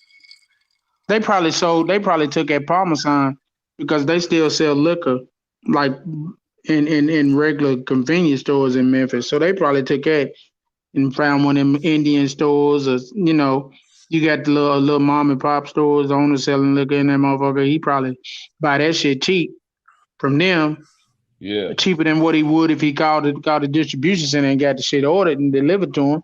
So that's probably how they was making their money. Yeah. That's just how it is. But I would Oh just yeah, imagine absolutely. electronics is stolen more than anything else. yeah. I would say so too. It's crazy though, man. Because back when flat screen TVs first started coming out, motherfuckers was eating their ass up. Mm. Shit, when They was eating them up. I first moved to the Ville, I missed some cats. When I first moved to the Ville, I missed some cats that was rolling shit off motherfucking trains, man. These motherfuckers was getting like washers and dryers, refrigerators, motherfucking that's big crate. boxes That's of crates big of stealing over electronics. there. Yeah, these Yeah, it's motherfuckers big, one it's time big fucked stealing around. over there I too. don't know. I don't know. They I came. don't think like them They people though. It would they seem. came It to would me. seem to me that. Go ahead. Go They ahead, came Jay. to me one time, man. They came to me one time, man, with some shit. I was like, they was opening up motherfucking crates, motherfucking filled with motherfucking military rifles and motherfucking shit. These motherfuckers came to me with that shit. I said, exit stage left, player. I don't want nothing to do with that shit. I don't want my hands It on seemed to none me of that that. it would seem to me that it would be easier to hit a freight yard than to wait until it gets hooked onto a truck. I mean, but I could be wrong. I mean, I ain't a Man, but criminal like that. You know what I mean? I mean, my most of criminal them days are yards gone. they got guards, they got armed guards that ride them yards to keep you from. You don't want Yeah. to get caught on Yeah, that you yard don't fuck around with them if yards. you Yeah, don't belong on that. You know what I'm saying? Because And the thing, that'll probably make some little young guard take your and the life. thing, yeah. and the thing I is, mean, with the but motherfuckers that you hop the have train, the motherfuckers that hop the train, as soon as you hop the train, as long as the conductor didn't see you, you got basically free range and enough time to do some things. I mean, you moving around in that box doing what you got to do. All you got to do is slip in. I mean, once you start dumping shit out, you're on a motherfucking time constraint. You got to dump it and you got to get off the motherfucking train and roll. But once you're on there, you're on there. Yeah. That's the only time you would be in a rush is getting off the motherfucker and getting what you stealing off the motherfucking train. But then if you wait till they put it on wheels, when they put it on them chassis and set it off in the yard, then you probably got a little bit more time. But at the same time, you got the guys that work the yard that moves the trailers. They riding. They got all that shit security seems that's dangerous to riding. me though. All that shit is dangerous. To me, it's more danger than. It is dangerous. I mean, it's easy to get up and go to work. Yeah, exactly. It's easier, much easier. I think I would rather. You know, I mean, and the thing is, man, you run up on the wrong trucker. Some of the motherfucking truckers is crazy. I'm gonna tell you a story. Yeah. Me and my partner gives me a job, and my son, my son is now 20. He'll be 21 in September. Uh, my son was just born when I got this job at Giovanni Tobacco's on Versailles Road. And all I was doing was stacking bales of tobacco, either the rolled bales or boxed, and we was using forklifts. Met this trucker, and man, I hope he's still out there driving. Scorpio. They called him Scorpio. Wore a cowboy hat, had a long beard, long hair, skinny guy. I'm young, crazy than a motherfucker. There's nothing I won't try. My partner walks up to me and says, "Man, Scorpio gave me some crank." I said, "What the fuck is crank?" He said, "Man, you Well, know, you're gonna learn today. he's like, you just snorted, man. Just fucking just snorted." So, mind you, it's No, about don't no, no, no, just know. it's about 20, it's about maybe 20 degrees in this. It was wintertime, about 20 degrees.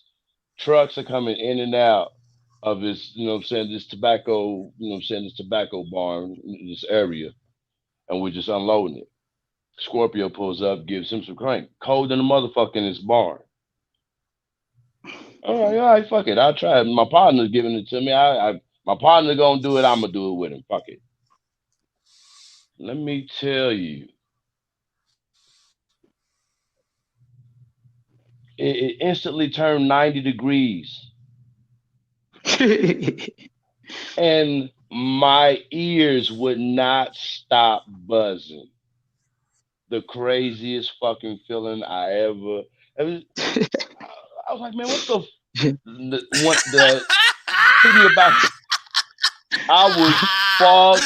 I was fogged up, dude. Let me tell you. Thank God it was the end of the shift, and we Think, already put hey, every. Look, it was the end of the shift, but check you know this what out. we call that when you hit that and you get that in your ears. You know what that's called? That's called the bell ringer. Boom, That ain't wong, the wong, worst wong, part. That wong. ain't the worst part. The shift already ended. The truck is empty.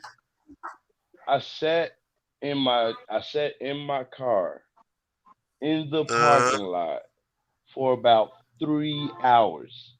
Did not Damn. move. Did not move. I was stuck like Chuck. Stuck like Chuck. And Motherfucker. the next week I was like, man, what the fuck did you give me? He's like, man, should I use that shit to Right? stay up? I use that shit to stay up when I'm on long hauls. I'm like, man, I would never do that shit again. Fuck that. Mm-mm. No, dude, no. And I mean, I don't know how big it is out here now. I imagine it still is, but I had a driver tell me they used to run from Louisville to California, and he said they would get Ziploc bags, and they'd be about that deep all the way across, and they took powder from the time they left to the time they got back, and they never sleep. They ride all the way out there nonstop, and they ride all the way back nonstop. No, And I'm this like, was not this was I not can't do it. powder. This was not Ooh. powder. I know powder. But could you I was imagine? Could you trust imagine me. your If you brain? know my last name, you know if you know my last name in Lexington, Kentucky, you understand that I know powder. My family has has done this thing, and it's not a mystery. But my thing is, it was not powder, and I was like, what the Yeah. fuck was that, dude? Well, they I they've I always was looked for doing. something Hey, bigger this and better. Well, bro, could we you grown, imagine? we Could you grown, right? imagine your mental state though, from doing yaks of blow from motherfucking Louisville to California and back, just line, line, Jesus line, line, Christ. line, line? Could you, dude? I would. Your bottom jaw would look like a motherfucking seesaw. Just. I can't. That's why I can't do it. That's why I can't do it, Yeah. man. I can't do it because Yeah, I could never do it. my favorite drug of choice is marijuana. Every day, all motherfucking day. That's just what it is. if I'm gonna do anything, it's going to be marijuana. Yeah, if I gotta clean out for jobs and everything, I can do that. But I'm gonna always come back to Mary J. So with that being said, Mary dude, Jane. what I'm saying is, there's no way I can be a truck driver and do long hauls because that's the only drug that I'm gonna want to do, and I'm gonna want to sleep after I do that. Oh I'm yeah. gonna want to sleep. I'm going. Yeah. It, I I'm going. I will be the worst truck driver. Point blank. Period. The worst. I'm not going. It's not gonna get there on time. It's not. It's just not. It's not gonna get there on time. It's not. Dude, fuck it. If I'm driving that truck, I'll if get I'm there when I driving get that there, truck, it's motherfucker. hey man. Hey, You see me when you see me, bitch. I'm talking about a few hours late. I'm talking about a few hours Yeah, late. That motherfucker is not gonna get there on the dot time. yeah, Hey man, your motherfucking it's Especially if CDL, I'm I'm gonna be your CDL's taking shots just like the motherfucking lot lizard's mouth, just ding, man, ding, ding, first of right off the all, rip. This I'm gonna motherfucker ain't be on time chicken for shit. shit. First of all, I'm gonna be chicken shit the entire drive. You understand me? The Why would you do entire yep. that? drive. Why would you be chicken shit? First of Cause the all, I'm gonna drug be got you green. nervous. I gotta learn how Hey, to drive. so I need you to go. I Basically, I'm gonna need go you through to the go. same. I Basically, need I'm you gonna to go through go the to our. same But situation that I JD need you. went through. I need you to go to our JD had to. clips. I need you to go to our clips and show us an instance of why you would be driving like a chicken shit. Do we have a video that is your biggest fear of being on the road as a truck driver? Do we have one video that would just this is your case in point of being a Hey, chicken shit driver? hey, you picked this one out right here. This is my biggest fear. Period. This is just being on the highway and seeing this right here.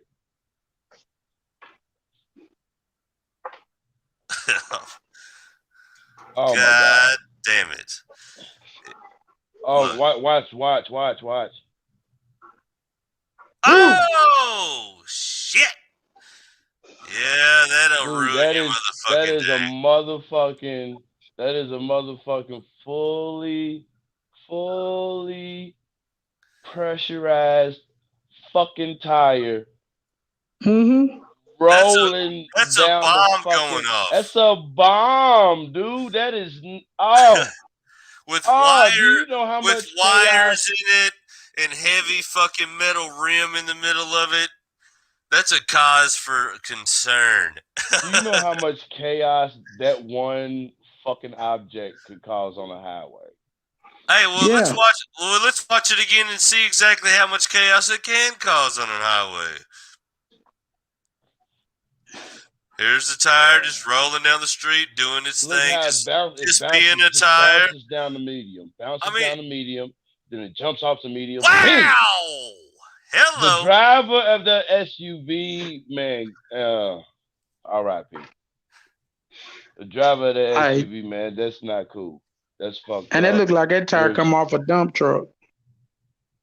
yeah, Uh, yeah, fucking some type of loader, some Yeah. type of, you know what I'm saying, heavy load truck. damn it. But I mean, hey, JD, I gotta ask you, man. You've been on the road over 20 years, man. And you've seen some shit on that road, man.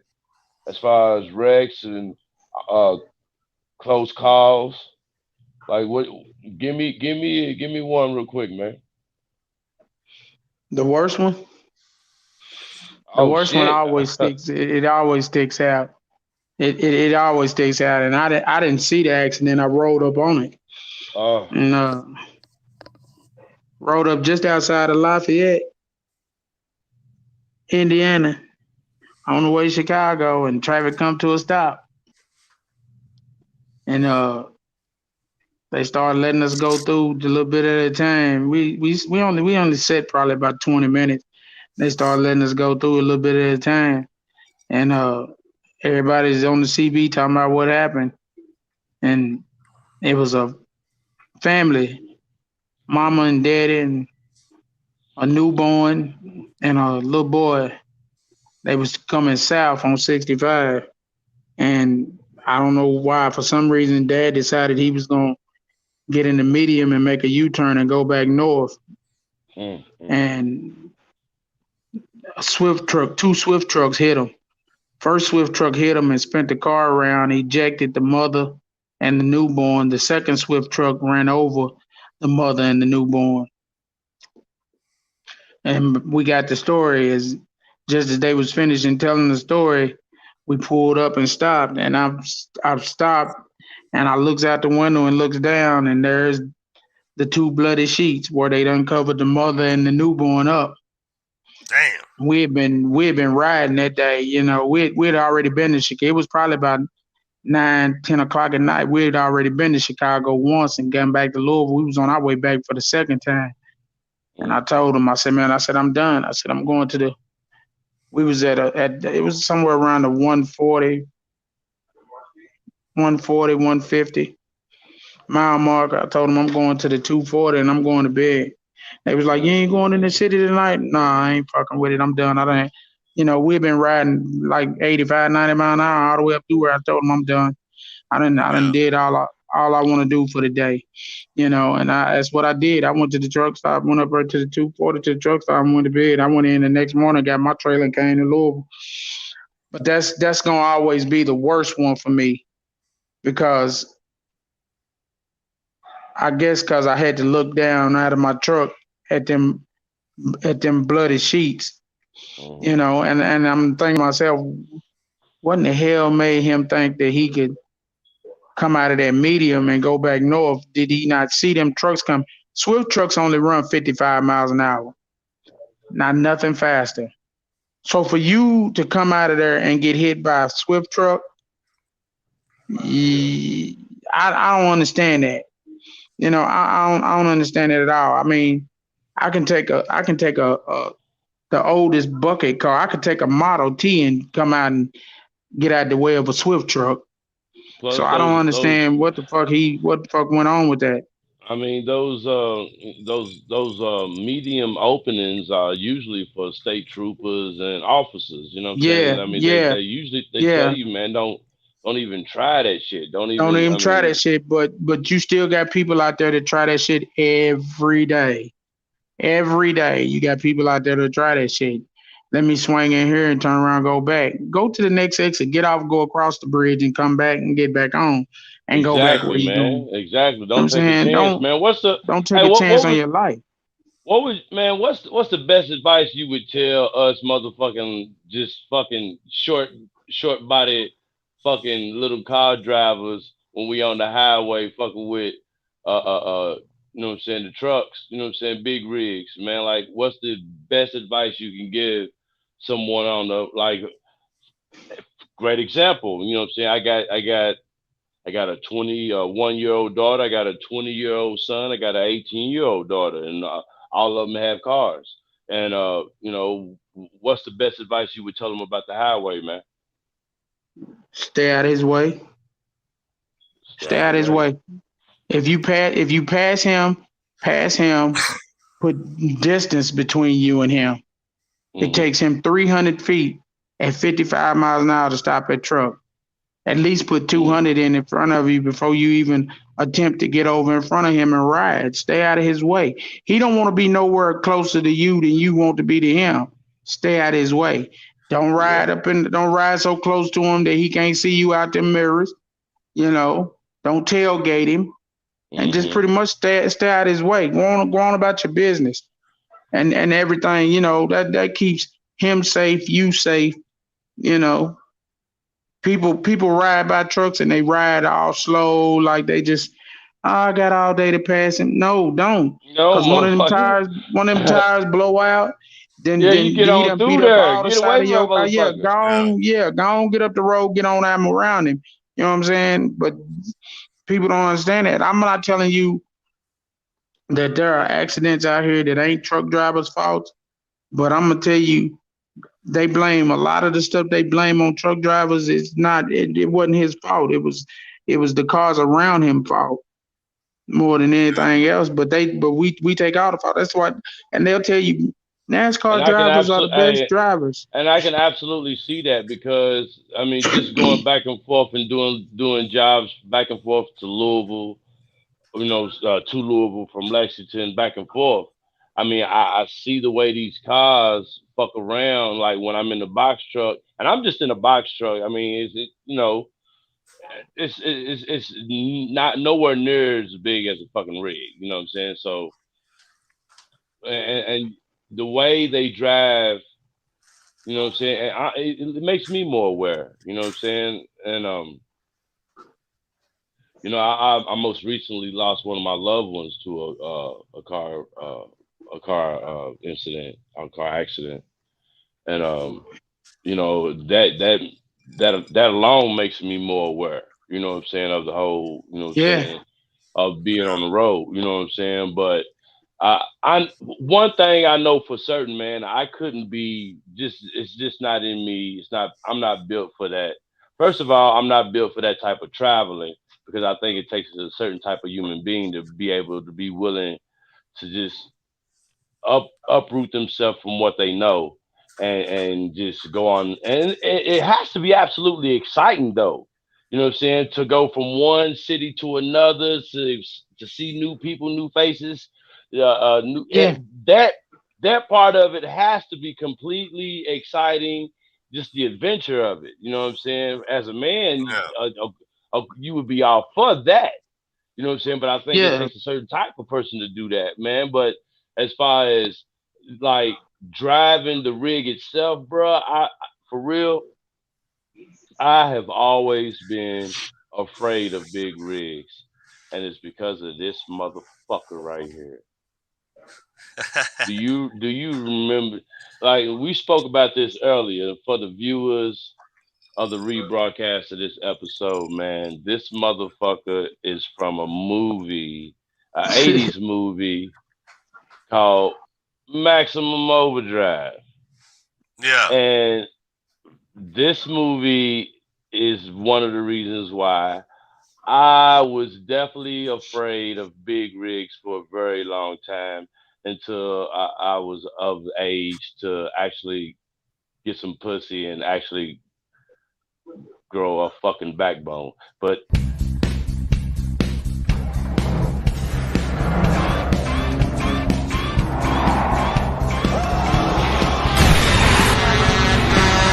Comboio do Terror.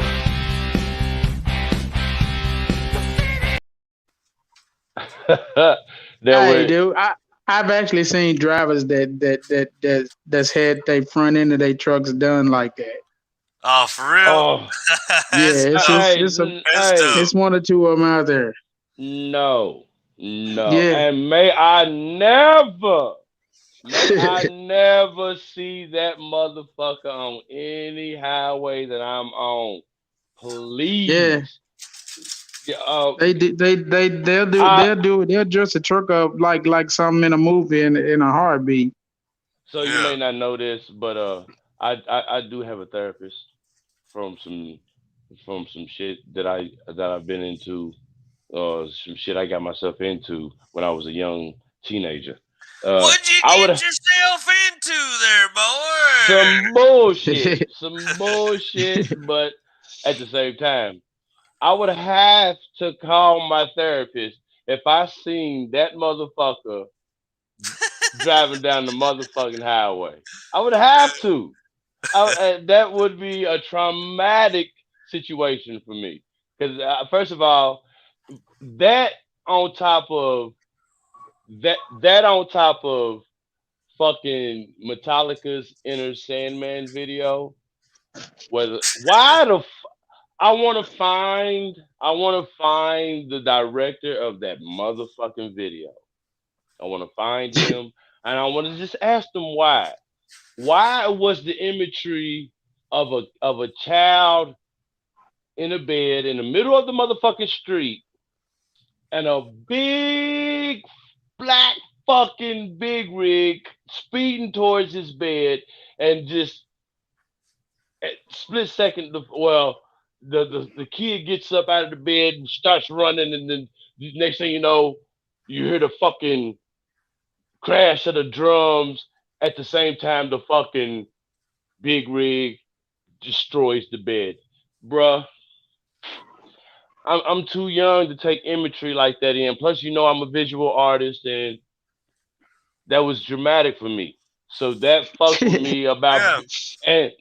and to this day, I have to admit, I still get a little bit nervous whenever a big rig passes me on the Yeah. highway. Honestly. So And that spiel, ladies and gentlemen, is UHOA Irk telling you at that point in time, trucks had him by the balls. There was one point in time where big rigs had Irk by the balls, and it was when he seen that movie.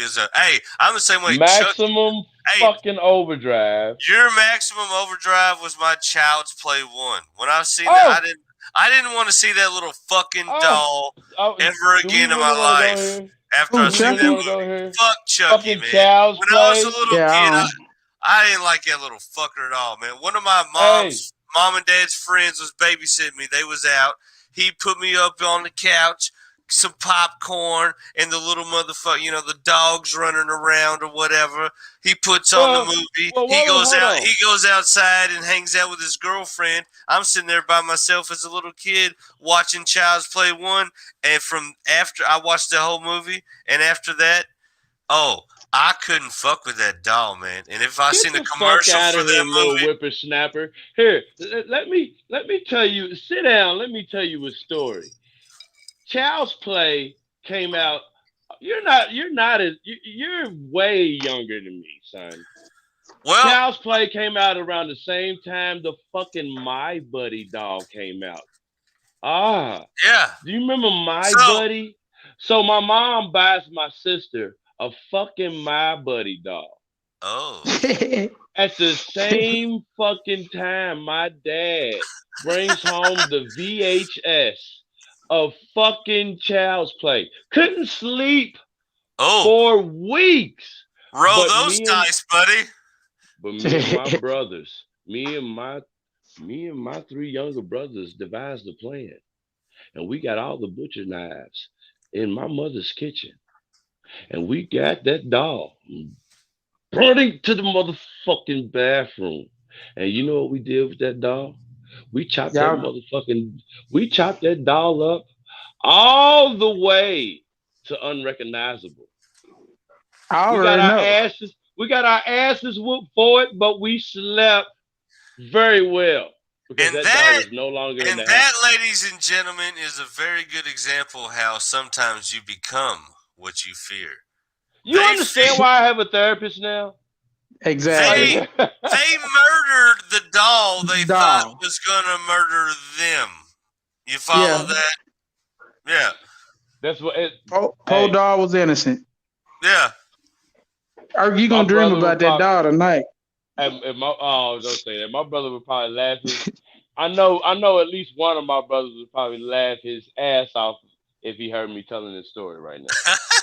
Right? And look, Send, as I I say already send this, it know. to, and send it to and, him. and as I say this, A Trey sends me a message. Yeah, he's salute to A Trey Peacock Collection. Hey, we Matter of got great fact, note. Guess matter of what? fact, We the drop some Peacock peacock 20s. on him. I'm happy to say that the numbers for the Peacock 20s are doing very well, and he is going to be presenting numbers on the next Somebody Got to Say This Shit podcast Tuesdays.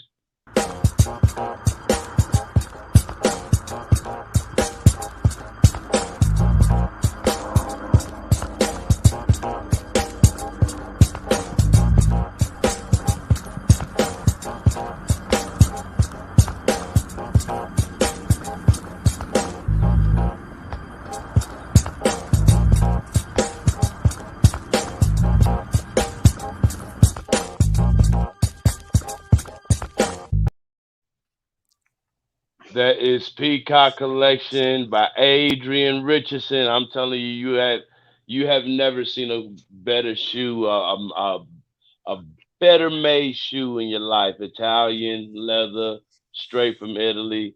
He's locked in. He's designing the shoe himself. That was the first edition Peacocks, but he has the the Peacock 20s, and those shoes right there are the ones that are selling crazy right now. And this is not me just saying that shit. He has actual numbers to prove it that he's going to show you. He says to me that this is the shoe that's going to launch everything for his brand. Hell So yeah. I'm Flash happy. out. That's love. I'm happy for him, man. I mean, he came from a straight up hardcore background, man, and changed his life, man, and doing it for the better. You know what I'm saying? Doing it for his family, doing it for himself. So I'm proud of Flash him. out. Peacock Collection, flash out. Damn right. Yeah. And I think this is a perfect time, man. I think I want to drop a couple things, do a couple shout outs real quick, a little promotions, and I think we're going to ride this thing on out, fellas. I think we did a good, well rounded discussion on all things trucking. So Yeah. I think we did good with it. But first, I want to do a special shout out to Miss Catberries. If you're ever on a podcast and you happen to get stood up like a chump on the first date, what better person to do it?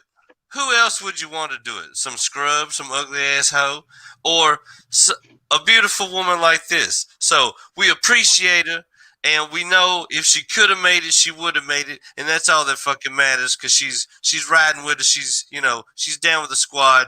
She's with the UHOA. As And you can see, how in the hell are you going to be mad at such a pretty face? How in the hell are you gonna be mad at that? there ain't no How point. in the hell you ain't gonna be mad at that? You ain't gonna be It's mad No, at that. easy You ain't gonna be shit. mad. You ain't gonna be mad for long. It's no. easy. I get She mad at gonna her all the time. she gonna smile at you. Shit. She gonna smile at you, and then she gonna say something. She gonna say something funny because she is funny. She Uh, knows how. absolutely. She knows how to have a conversation, and she's gonna win you over like that. She is a representative of the UHOA. Proud to say. You Hey, ho? she can stand me up any motherfucking time. You hear me? You hear me? God damn it, on a rainy day in this motherfucking hailstorm, you hear me? But Tell me you're coming. Tell me you're coming and don't show up at all. Just tell me. You hear me? She gonna be Tell me calling. you're coming and never show up. As long as you told me, tease it with that's the She what gonna truth. matters. You know what? she gonna be She Tease might. me trying to with hit the both y'all up. truth. She gonna be trying to hit both y'all up after I talk to her because I'm gonna tell her she fired. Yeah. Hey, no. I'm No. gonna tell her You you know what you, she you gonna fired. You lost your you know spot. what she gonna do? Oh, she gonna show up on Eric's timeline with one of these, scare the shit out of oh, him. see, Have him see. shaking in his boots. You follow me? But And you know what? outside of that, I also want to say we announced it last Monday, but I want to reiterate it here tonight. Every other Monday night, we are officially launching Monday Night Mayhem, and Mayhem.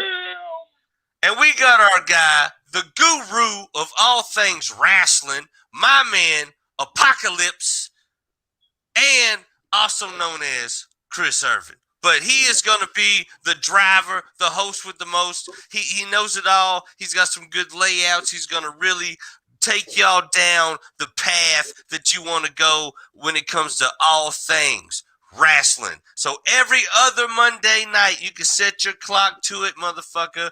It is going down. Monday Night Mayhem, and Apocalypse is in the driver's seat. Now, outside of that, next Sunday, I'm running a live shit show. Stop pushing the button, damn it. We both pushing the buttons. Well, if you see me pushing a button, you know I'm pushing a button. But this next coming Sunday, I'm doing the shit show live from Las Vegas, live from the Strip. The So- shit show from the casino. Yeah, you're going to see it live from the Strip. I'm going to be in Vegas, and the show must continue. So, whatever time zone, whatever frame I'm in, you're going to see me hot in action wherever I'm at in Vegas at 8:30 Eastern Standard Time. So, So you're gonna do it at 8. You're gonna do it at 8:30 Eastern Standard. Let's see. That's 4. That's 4 o'clock Chicago. That's 4 o'clock Vegas time. 4:30 Vegas time. yes, Yeah. so I will I'll definitely be somewhere out and about with the Yeah. happenings. That'd But be love. it's going down. I might come to you live from the dispensary. Who knows? We'll see what happens. But either way, shit show live from Las Vegas next Sunday. And next Monday, you will see the first ever Monday Night Mayhem with Chris, a.k.a. Apocalypse, at the driver's seat. Mm-hmm. So we got things popping off, people. You see us. And as far as truck drivers, God damn it, if you motherfuckers don't think we showed y'all love today, I don't know what else to tell you, man. We did a whole show dedicated to you. We had a real deal guy in the streets, knew all the haps, been done it, a true professional behind the wheel. Guide you through the whole motherfucking game of motherfucking driving those motherfucking rigs. What else? What other questions could we have asked? What else would you want to? We told you it all. We went from the lizards to the motherfucking blizzards. Now, I don't see no reason why we can't make this a reoccurring show. We can't make every show a reoccurring show. Well, hear me. Well, hear me out. Hear me out. Hear me out. You know, see, I know somebody. that knows how to make stickers. And if we happen to put some strategic stickers in some strategic truck stops with maybe some 2D codes on it they can scan with their phone that takes them directly to the show. Yeah. Oh, they'll come. They'll come. They'll watch. Yeah. They'll watch. Yeah. The motherfucker behind the curtain ain't so bad with thinking, ain't he? Yeah, they'll get on there and watch. Sidebar, I think it'd be dope if we did a CB radio show. Just saying. Get us fucking CB. We're gonna call in with these motherfuckers. That'd be hard. You need what you need is a XM satellite contract.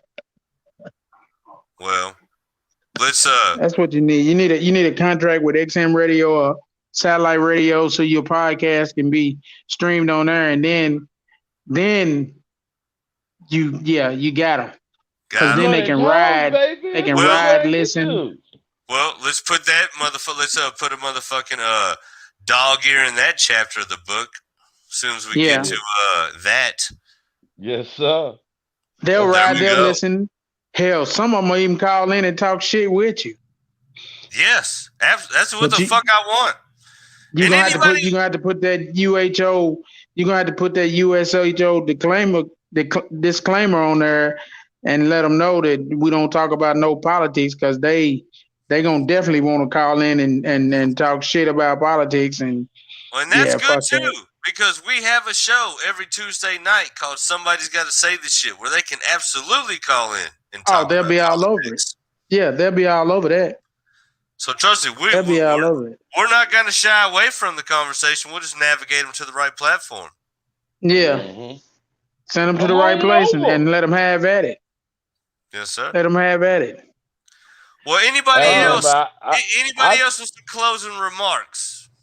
No, honestly, man, I think this could be a reoccurring show. Maybe not, but the way my mind thinks, I think we can get a lot more people involved and have a lot more people with experience to call in. And even if we somehow incorporate the CB aspect of it, like JD said, man, there's a lot of truckers that listen to podcasts. Why not listen to the UHOA podcast? Yeah, definitely. It can happen. It can happen. We'll work And on it. I feel like, I just feel like, and what we do as a profession is so, I'm saying, is so deeply integrated, I'm saying, as we said in the beginning of the show, I'm saying, it's like, I need you to do your job so I can do my job, I'm saying? But my Yep. job don't get done if you don't show up, I'm saying? So that's enough reason to make your profession a topic on this show right here, Yeah. United Yeah. Hardhats of Americans. My my squad can build a house from the ground up, but we can't do shit if that material don't show up. You follow me? Nope. And that's my whole point. And I think Yeah, that was it'll definitely be something nice to look into. and We'll work something out. I think that was J-Wal's whole point of coming up with the show, and y'all coming up with the show, man. You know what I'm saying? I think it's a good topic. So that's all I gotta say. It'll work. It'll work out for me. Well, right, fellas, I'm gonna bounce out here, man. I got to get me something to eat and watch me some TV. well, we appreciate all the words, man, all the wisdom, my friend. Ain't no It's problem, man. 11:06. Ain't All right, no problem. JD, Yeah, man. Thank you, bro. not a problem. J-Wal, holler at me tomorrow. I got you, my friend. You know I will. All right, fellas. Later. Later. Peace, bro. Well, my friend, long as you good with it, man. I say we just let's hit him with that motherfucking intro track one more time, and let's just get on out of here, man. Yes, sir. YouTube, we appreciate the audience once again. Good night.